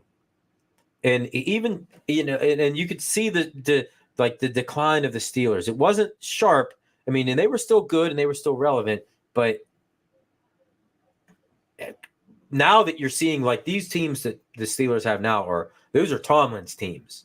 Right. And they're not doing anything. Like they're like exactly what he says. Not is good enough the Steelers to finish the season with a winning record, and that's it. And I totally agree with that. Because he's not gonna lose you the game because he throws 4 interceptions, but he's also not going to win you the game because he throws 4 touchdowns. Oh Jesus, what's happening on my camera? You're like quantum leaping out of our plane of existence. No, I'm now like out of focus too. Kevin does spit knowledge. I like Kevin. Crazy. Do you need to get a webcam, man? We need to get you on here. You don't have to even show your face. Mm-hmm. Let's just we'll get you on just audio. Just a football fan. Yeah. So am I, and it's I can sit here and talk football forever. We'll talk about the draft leading up to the draft. Yeah, exactly. No, I can tell you the Super Bowl ratings breaking records, and I didn't watch any of it. I'm one of the 123.7 million people that didn't watch the game. I would say the Saints' biggest draft. Good evening, Brooklyn. Say the Saints' biggest draft bust would probably be when a time in the 70s. In the 70s, we drafted a kicker in the first round and he only lasted for 2 seasons and was like 30% accurate with his field goal kicks. Only in the 70s would you hear a stat like that a kicker was taken in the first round. Yeah, his name was 70s. Russell Exerban. They're like, hey, there's this guy. It's O.J. Simpson. He's a pretty good running back. No. We got to get this kicker. Like, guy's going to kick 90-yard field goals for us. Then there was Sean Knight. He was. I mean, would you consider Ricky Williams a bust since they traded their entire draft for him? I mean, Williams is a good running back. Because he lasted 3 seasons with us and actually produced. So he did. There's situations like Sean Knight. I forgot who got drafted above him, but Jerry Rice got drafted above him. Got drafted after him. We could have had Jerry Rice. Yeah, we could have had. Oh my God, I forget. We could. So the Saints could have had Jerry Rice at one point. The Saints could have had Steve Young at one point. The Saints could have had freaking Joe Montana at one point. We could have had Mahomes. I mean, you probably could have had Dan Marino. I mean, everybody always bashes around God, here that because Marino's a local guy for us, and it's like what this, and he played for Pitt. Like the Steelers didn't take him because they didn't want to put that kind of pressure on him. I remember but we had some great teams in the early '90s that you had no quarterback. Like Marino would have. Yeah, won 10 Super Bowls. Sean Knight, dude. Do you remember? I gotta ask, but do you remember Jonathan Rod Woodson? Do you Kevin? Do you remember frickin' Jonathan Schnapps. Sullivan? We drafted Jonathan Sullivan in 2003, and the dude showed up to training camp, 200 like 100 pounds overweight, eating Popeyes, and that's not a joke. He literally showed up to training camp with Popeyes. And he was under 100 pounds overweight. I forgot who got drafted before he did. There was a guy the Steelers drafted. His name was Justin Streislick. I don't know if you ever heard that name. No, I haven't. He was a first-round pick. It was a bust. I want to say he may have been that movie Concussion with Will Smith. I want to say he may have been one of the characters in that movie because I think he had some concussion issues and maybe some CTE issues. And I mean, he's dead now, but yeah. I mean, yes, in fairness, I do love that. Who doesn't love Popeye's chicken? I mean, but still, their you don't show up overrated. I don't show up the NFL training camp with Popeyes under his arm. Like, no, if we briefly talk about Popeyes, what is everybody's love with Popeyes biscuits? Like, they taste like chalk. Checker says the better biscuits. They got honey biscuits. Who else has Red Lobster has better? The Red Lobster. Those might be the best biscuits I've ever eaten in my life. But the best like side or pre dish that any restaurant has is Texas Roadhouse's rolls. Oh yeah, the cinnamon butter. Oh my god, I was about ready. You took the words out of my mouth. This cinnamon butter. If they I'm like, you know what? I don't even need my steak. Just sell that just shit. Keep bro. sending the rolls and the cinnamon butter. Oh, a vat of cinnamon butter. Bring it back to Mardi Gras. Popeyes has a Mardi Gras cheesecake. I haven't even tried it yet. You need to try king cake. What do you say? Like off stream, you need to give me your address. I'll send you a king cake. The Bucks did that not too long ago. They drafted a kicker in the second round. What do you mean, like not too long ago, Stock Jock? Like, I don't recall a kicker being drafted. It couldn't have been like within the last 15 years. No, they drafted a kicker in like the second or third round, and that was like 5 years ago. But he was the best kicker in college football. Yeah, he was the best. I don't care. I mean, the Steelers drafted Presley Harvin, was the best punter in college football. Was it the dude? And they just cut him. It was Blankenship. It was Blankenship that they drafted. Rodrigo Blankenship. It was Blankenship. Was he a third round pick? He was a second or third round pick. I mean, that's like in fantasy football. Like, you don't take a kicker in the third round. It was Rodrigo. I don't care if Justin Tucker is sitting there waiting for you. I would have drafted Justin Tucker in the first round. That dude is fucking money. Not just talking about the money. He's money. I mean, yeah, because people don't realize in fantasy football, kickers actually put up a lot of points. Oh, he's just so clutch, though. I think he's like 99%. My kicker, I had Bass for the Bills and Butker for the Chiefs, and I started Bass, and I lost in the finals. And I was flip-flopping those two guys back and forth all year long. And had I started Butker in the final week of the season, I would have won my fantasy football championship. Just saying. That is something that we need to do in Arcades Anonymous. Yeah, I know. Well, you're a little bit late to the party, but I was looking for people to join a fantasy league. A buddy of mine, Stock Jock, actually is in the league. Really? So, and we're looking to expand next year. So I'll keep you in mind. I'll keep you in mind. We're $75 a team. I don't know how he does the winnings, but I think I finished second, so I won like $150. MG. Yeah, you got to play for money. Yeah, you have to. That's about the only thing that'd be willing to like do sports betting. Oh, you're back. I didn't even notice you leave. I got a buddy who's like addicted to DraftKings, and that's like, he shows up to my house when we watch, because we're big into wrestling. So he shows up on Mondays and Wednesdays. We did do Fridays for SmackDowns, but I do this now. So, but Mondays and Wednesdays is plenty enough for my buddy to show up. Like, yeah. But my wife gets involved; she watches too. Really? Wrestling, yeah. It's wrestling is fun. Yes, it's predetermined, right? But like, it's dude, I lived and died wrestling in the 90s. Yeah, so you know what I'm talking about. I literally did. the fact that it's every week and it's sequential, and it's always going to be on. There's no off season. You can constantly follow it, and it's fun. That's the main thing I follow. Like wrestling's fun when you're 8. Oh, come on. Wrestling's fun in a different way when you're 8 because you believe it. Yes, you believe it. Yeah. So I'll give them that. I agree with you, Gamer Fridge. Yeah, March Madness bracket. That wouldn't be a bad idea. Oh yeah. I mean, I'm not as big into. You're NWO for life, Sainsbury. Yep. Yeah, I love how these betting commercials all over TV. Yeah, they really are. I mean, hey, Mike. But the NFL get a kick out of this. Look at that! I got the whole wrestling belt collection. Oh man, look at that back there. Is that the big gold belt? WCW big gold belt on the top? Yep. No, yeah, I do have big gold. I do.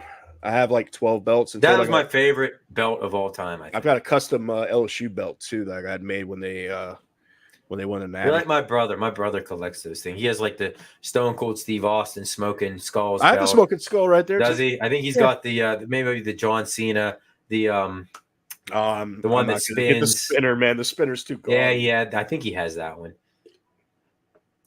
Yeah, no, Red and Black. You Wolfpack Gamer Fridge. Wolfpack is back causing mass destruction. Yeah.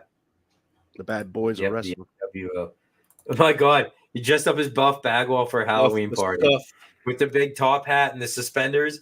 Are you ripped like him, saying? I can see it. He might be. No, but yeah, like my suggestion is because a lot of pro athletes are into wrestling, like a lot of them. Yeah. If there's an off season and you're not into basketball or you're not into, baseball and you're just a football fan or something like that, turn on AEW, turn on New Japan, turn on Ring of Honor, turn on WWE, watch it. It's something to follow. Yep. It's cool that, you still see guys like Sting that are around. I mean, that's crazy. Sting's on his retirement tour. I know that. Revolution, March 3rd. And speaking of wrestling and football, and Kevin, you'll know this. I just saw ex-Chicago Bear great Steve Mongo McMichael's finally getting into the Hall of Fame. He had a tour with wrestling. Man. Oh, God. I felt so bad. I mean, I knew he was like deteriorating from ALS, but man, I felt so bad for him. I almost couldn't watch it. I was like, Jesus God. It was like breaking me up seeing that because, Mongo was he wasn't a big wrestler, but he wrestled for WCW back in the 90s and was on their broadcast booth for a while. And he's a Bears legend. Yeah. And he finally got in. Thank God he got into the Hall of Fame before he passed, So maybe it was something that could make him happy. Who was your favorite commentating team of all time? Yep. Jerry the King Lawler and Jim Ross. Jim Ross. Yeah. I'm going to go Monsoon and Heenan. That's a close second. The Attitude Era, the Monday Night Wars era was just so influential in my life that, I bounced back and forth.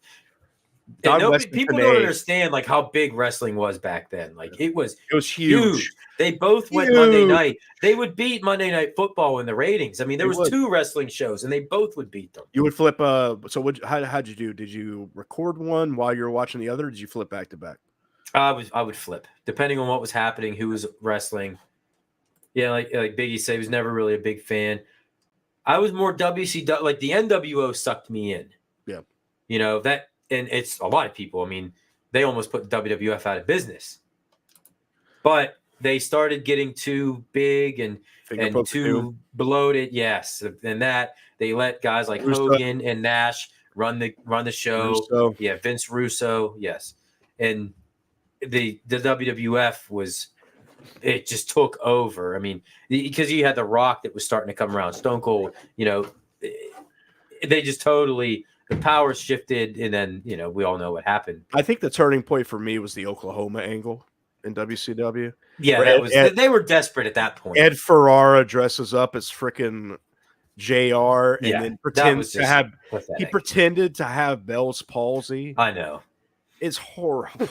I know. Like, come on.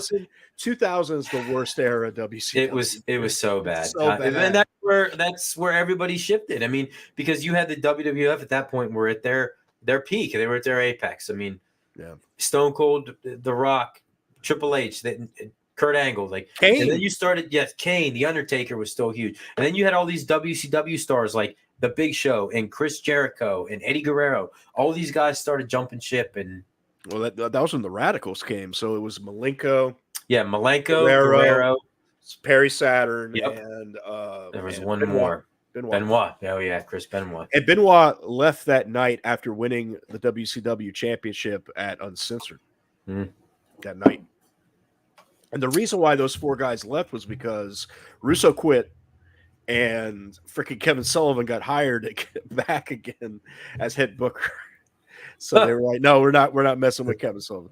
Hardy's all right. He's in AEW. Yeah. He's wrestling in AEW right now. He was in a bad place for a while there with TNA.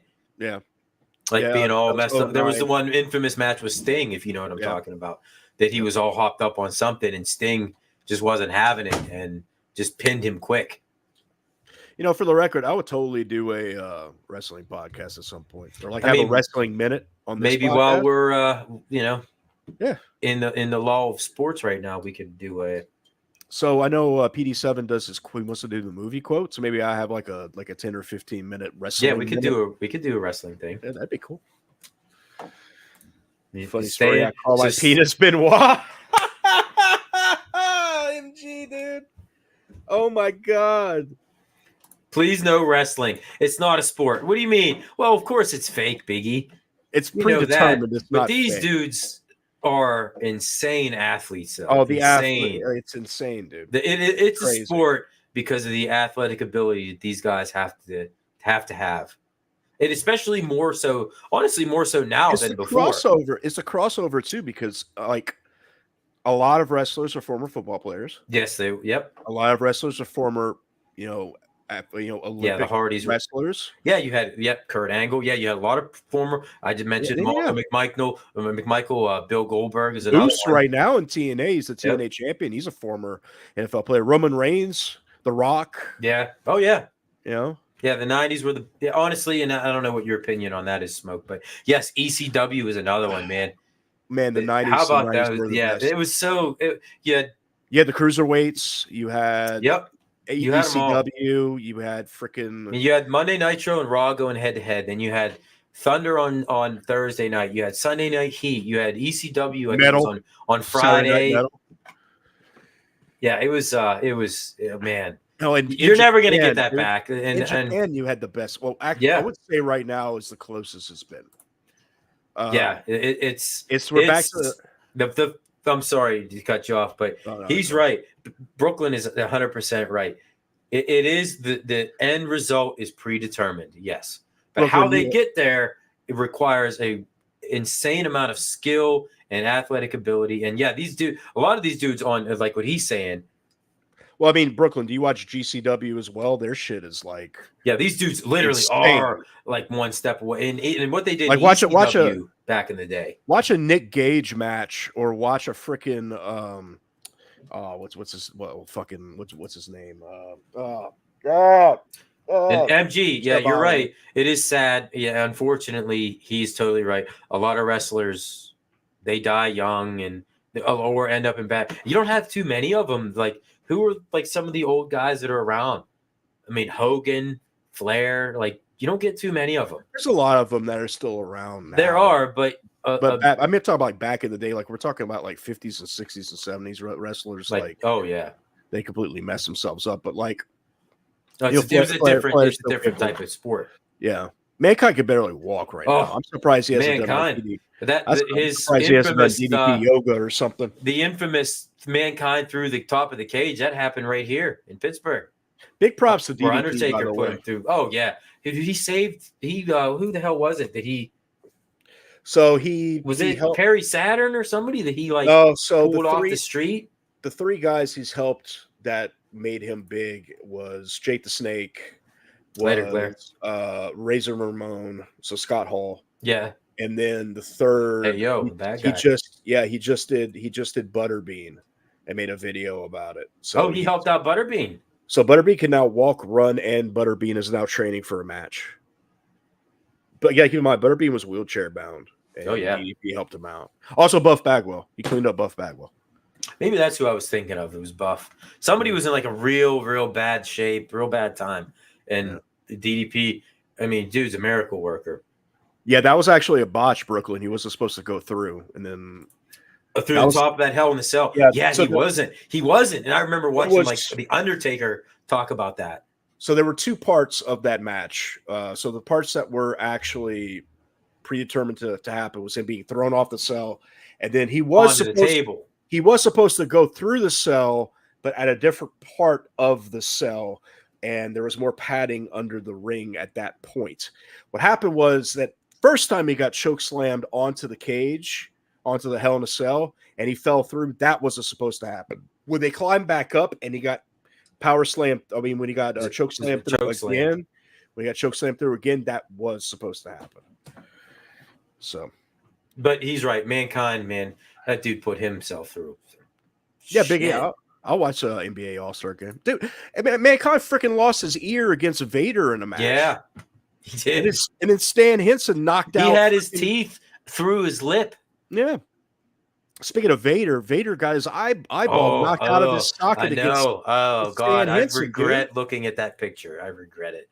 So I've never I mean, Vader was one of the most badass people in wrestling. He popped his eye back in his socket in the middle of the match. Who pushes your eye back in and it just goes to town like nothing ever happened? Don't sit here and tell me it's fake. Like I get like a 1/4-inch gash on my hand, and I'm like, all right, guys, I gotta take a time out. Yeah, the ropes guillotine his ear off. Yeah. Fun fact. Rest in peace, Bruiser Brody, man. He's classic from the 70s, man. If you're just getting into wrestling and all you know is WWE and you want to watch some stuff from the territory days, look up Stan Henson, look up Vader, look up Bruiser Brody, look up any of those guys that wrestled in All Japan and New Japan back in the day. Look up Dynamite Kid. Yeah. You want to see the blueprint of every modern high-flying wrestler today.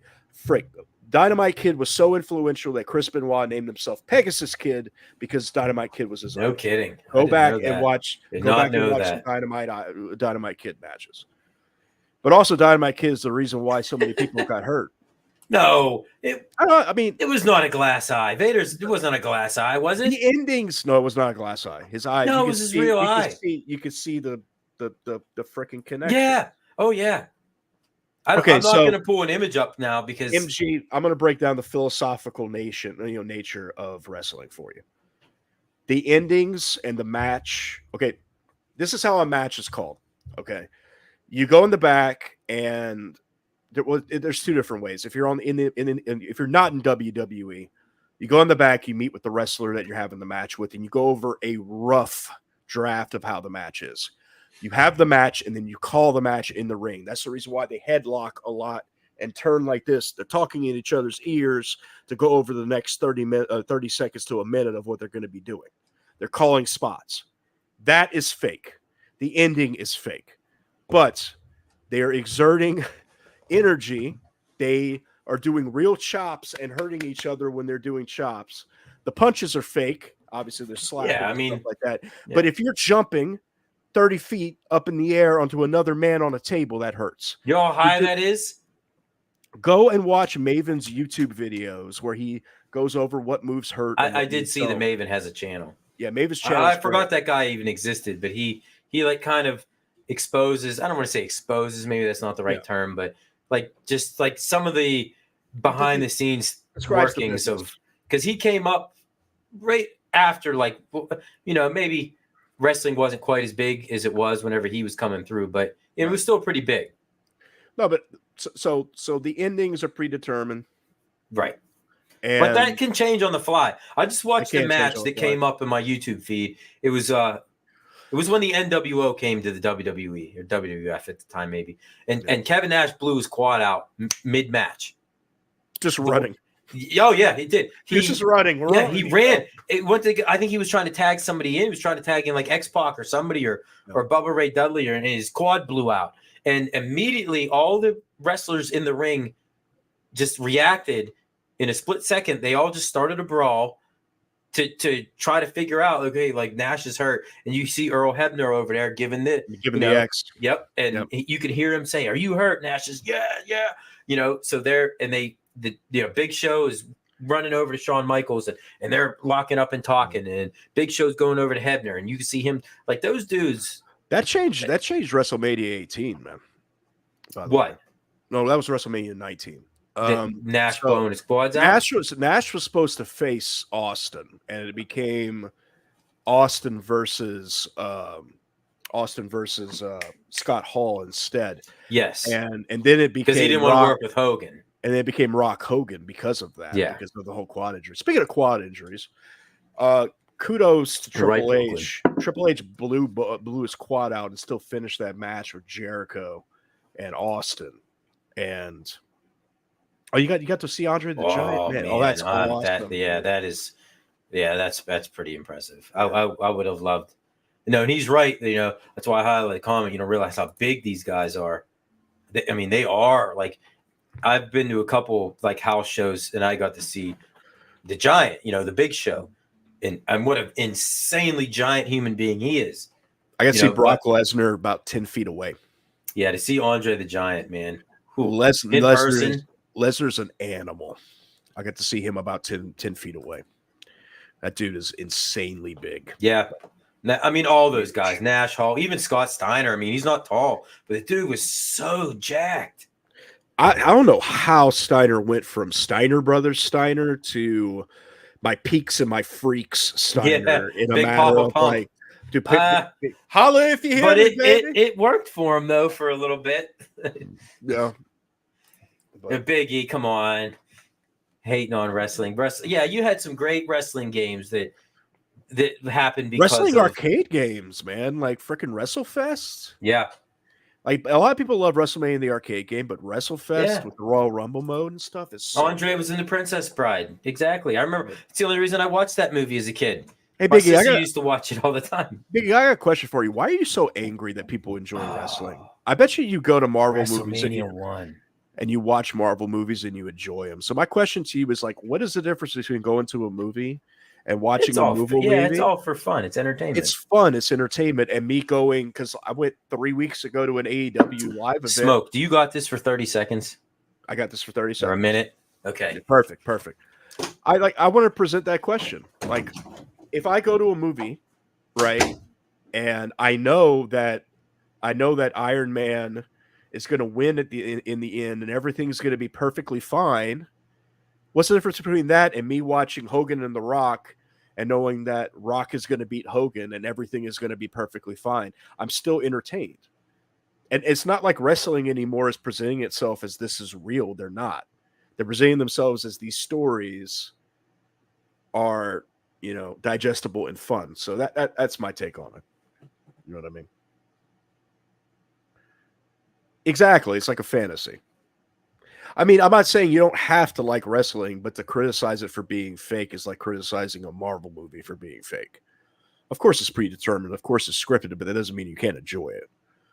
And wrestling doesn't present itself as an authentic sport anymore like it did in the 50s, 60s, and 70s. Everybody knows it's fake, so they highlight more the story aspect of it than anything else. That's what they highlight. He's not going to be half an hour. He's back already. That was not a half an hour, MG.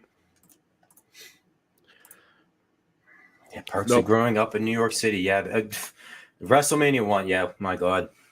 Sorry if I had to run outside. I didn't know Brooklyn was that old. I already talked to Biggie about it. I don't want to say I grew up with wrestling. I liked it as a kid in the 80s. I remember I was never allowed to watch it. I remember that. I was banned from watching it too. Yeah, I was not allowed to watch it, which I can understand. But once I got into my teen years, like I kind of grew up with as wrestling was getting big, that's when I was getting older. Right. And you get into like I said, the Monday Night Wars, like 97, 98, which was, I think, probably the greatest years in wrestling. I was 14, 15. That was like all we talk about. That's all we talked about too. Yes. Man. Like what happened on Nitro? Oh man, what happened on Raw? Yep. Like, what happened on And Thunder? You always wanted to see those big crossover matches that could never happen. And then when Vince bought WCW, he he didn't want to pay for the big guys like Flair and Hogan and They weighed out their Goldberg and all those contract. guys. They weighed out their contract. He did, and I think he made a mistake doing that. I mean, he could have brought in anybody, like pay whatever it cost to get Sting. You know what I mean? Like get all those guys over there. Yeah. You could have had some of the dream matches of all time, but he didn't. I mean, and they're still in business, and WCW's not. So, MG, you have a point that at the same token, Biggie can hate it, but hating it for it not being real, in my opinion, is like a bad reason to hate it. You could hate it for being oily, sweaty men slapping meat. I'm fine with that. You know what I'm saying? But if your only criticism for disliking the product is because it's fake, Trish. Wait, Trish. No, yeah. Stacy Keibler. Stacy Keibler. Oh well, yeah. She's got legs. Tori Wilson. She knows how to use. Man, where there's some oh my god, dude. Even Lita. Remember Lita? Yeah, with her G-string fucking hanging up. I was into that. Yeah. No, I mean, yes, if you're going to hate wrestling for the fact that it's just predetermined, you got to look at it from the point of view that it's just a show. It's no more fake than any TV show or movie that you watch. You know what I mean? Like they don't promote wrestling as they don't try to tell you that it's real. Like with Arcade One Up, you know, in the home arcade community, we don't try to pass on our 3/4 scale arcades as real. I don't try to make people think that I have a real arcade. Like I know what I have, and I tell people up front what it is. I mean, same with wrestling. Like you know that it's predetermined, and for me that does it. I can't really get into it anymore. But I was, like I said, it was my whole life back in the day. I still have my NWO black and white T-shirt that I had when I was 16. I still have it. Maybe I'll wear it here. Maybe I'll wear it next stream. Here. Yeah. I'm pretty sure I have a Stone Cold 316. Yep. Well, that was fun. Yeah, I didn't really think we were going to get into wrestling, but wrestling's fun to talk about. It is. There's so a lot. That's why there's so much wrestling content on YouTube. Yep. Yeah. Oh. What's this now? You fought another YouTuber in the JCW wrestling ring. Yeah. The Juggalo. That's right. The ICP. Juggalo World Order. Remember what were the oddities in WWE? The oddities. Everybody come to the greatest show. Yeah. And he would come out with a freaking Cartman plush. Yeah, it was Golga. It was Golga. Earthquake. That's who that was. Was it Lou of Vachon? Lou of Vachon, yep. Was with them? Yep. Too? And Giant Silva and oh god, I can't even remember the other guy's name. Kurgan, I think was his name. Yo, you dealing with the X Factor. Poor X-Pac. I mean, yeah, watching ladies wrestling Jello. I mean, of course. I like female wrestling now though. Like they're taking seriously content to cover. Yeah, because back then, even during the Monday Night War, the Attitude Era, it was more of like a novelty thing. It was a novelty thing, but like they've taken they have their own Royal Rumble. Well, they've taken the Joshi approach because the Japanese have always taken female wrestling very, very seriously, and now half of the roster on both of your two major American programs are Joshi wrestlers. So like Asuka, Kairi Sane, freaking Riho on AEW,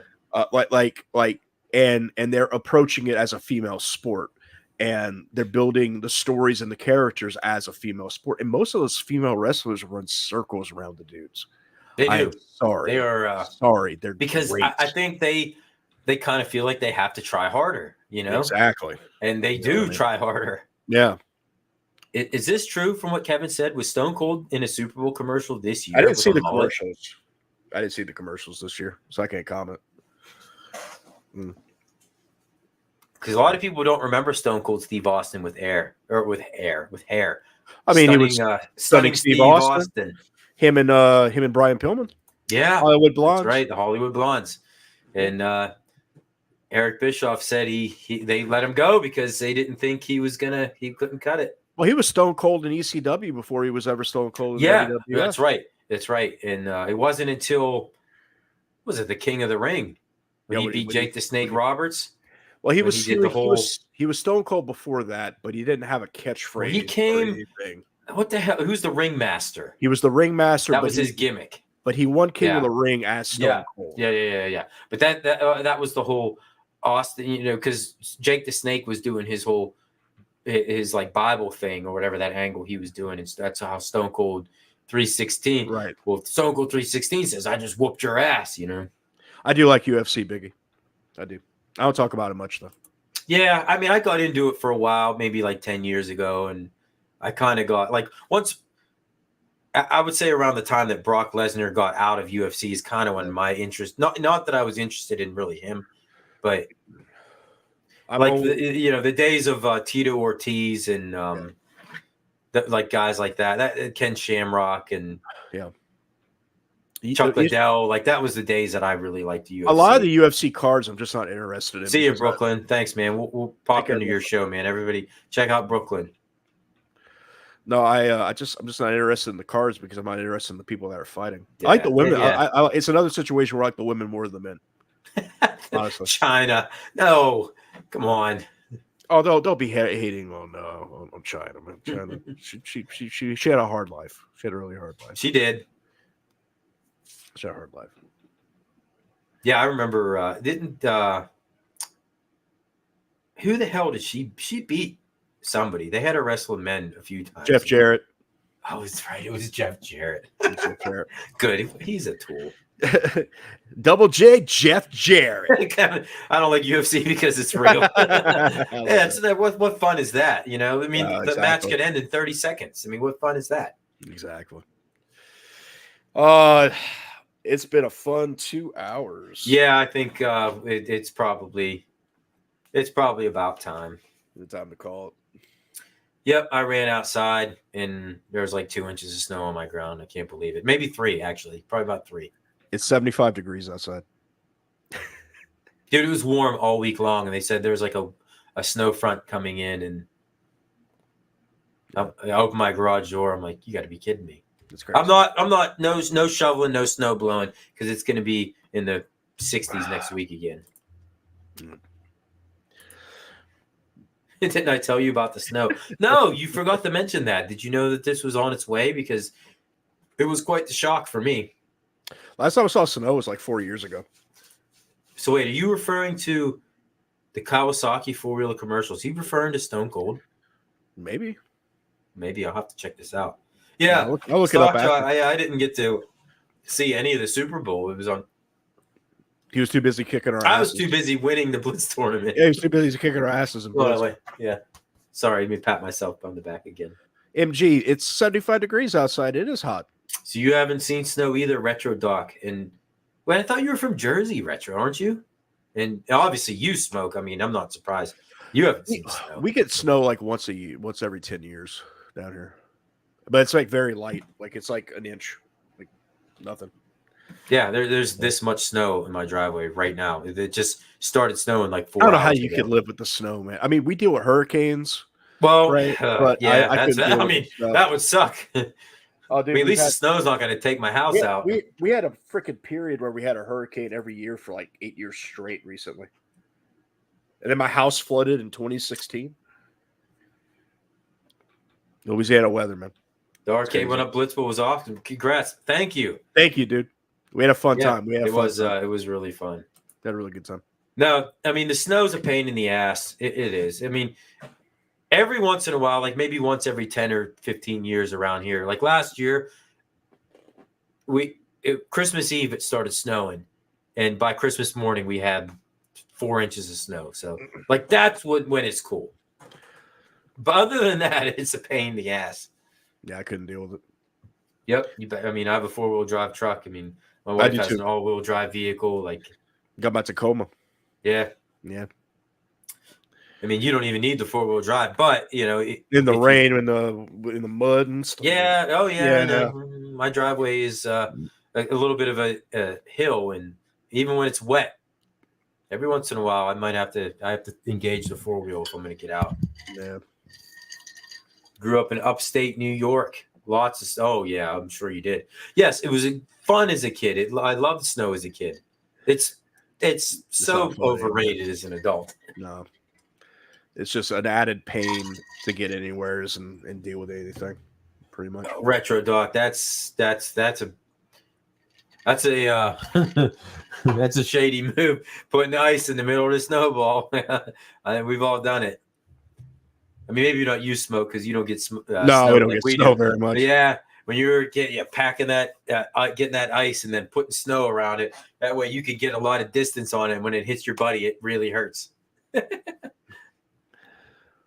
Wrestling fans, surprise, surprise, have pickups. Come on, Beep, MG. beep. I know what you drive, MG. Beep beep. Yeah, I've been hitting the ear. Oh, there. Yeah. Oh, you got cauliflower? Oh, you probably got cauliflower here. Oof.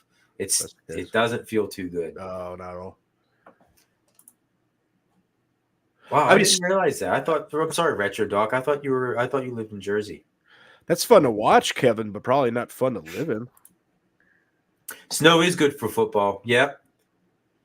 Yeah, you're right. And he would know in Chicago when you get the Jacksonvilles or the Arizonas coming up to you in late December, early January. Yep. You do have an advantage. That's why I was really hoping. Or your indoor teams. Yeah. Like Minnesota, they play indoor. I mean, I feel like you're losing out on that one. Yep. That's why I wanted the Steelers and the Bills to play, although Buffalo got destroyed with snow that weekend. Yeah. Thought it would have helped our cause, and it probably wouldn't have. Josh Allen, I mean, the Bills would have won regardless. Yep. But at least it would have been closer. All right, man. What do you think? We've been going on for 2 hours. We better stop it before we get carried away, right? Exactly. Both of us got to get up early tomorrow for Nostalgia Power. That is true. That is true. Smoke Break is going to be joining us tomorrow, as well as Toxin on Nostalgia Power. And for those of you who weren't here in the beginning, we're going to be talking about the great console wars of the 90s. Sega Genesis versus Super Nintendo. Oh, yeah. I think anybody who's a video gamer that's our age, that's going to hit you a little bit close to home because you probably had one or the other, I'm guessing. Sega Genesis here. Oh, all right. So it's going to be I might be 3-1. I know Toxin's a Sega guy, and I'm pretty sure Zod's a Sega guy. It's going to be fun. Yeah. I'm a Super Nintendo guy, and so you missed out on some interesting. games. You missed out on some games, man. Well, I mean, hey, that'd be something we could go both ways, though. That's something we could bring up. There's some legendary games for the Super Nintendo. We're going to be taking some polls and things like from Super Chatting. No, I didn't know that was even a thing. No. Maybe YouTube banned me from allowing super chats. I figured, Retro Doc. I figured you might be on Team Super Nintendo. Being an adult is realizing that both consoles were good for specific things. They are. Yeah, they are. And we'll get into that tomorrow. Exactly. What the advantages of the Sega, to me, even though being a Super Nintendo fanboy, there were some things that the Sega brought to the table that the Super Nintendo did not. Yep. And but we'll talk about that tomorrow. Yeah, Retro Doc, yes. This SNES, it did. I mean, some of the all-time greats. And there's some good stuff I got ready for tomorrow morning. All right, everybody. Thank you for hanging out with us for these 2 hours. I can't believe we went on for that long. It was fun, though. A lot of fun. Yeah, and we'll be back at you bright and early. Me, Smoke, Toxin, and Zodwriter tomorrow morning at 10 a.m. Eastern. We'll be here. Yeah, we'll be talking 16-bit era console games. Everybody, again, appreciate you, and we'll catch you guys tomorrow. Thanks, Smoke, for hanging out tonight. Always. And y'all take care. Peace out.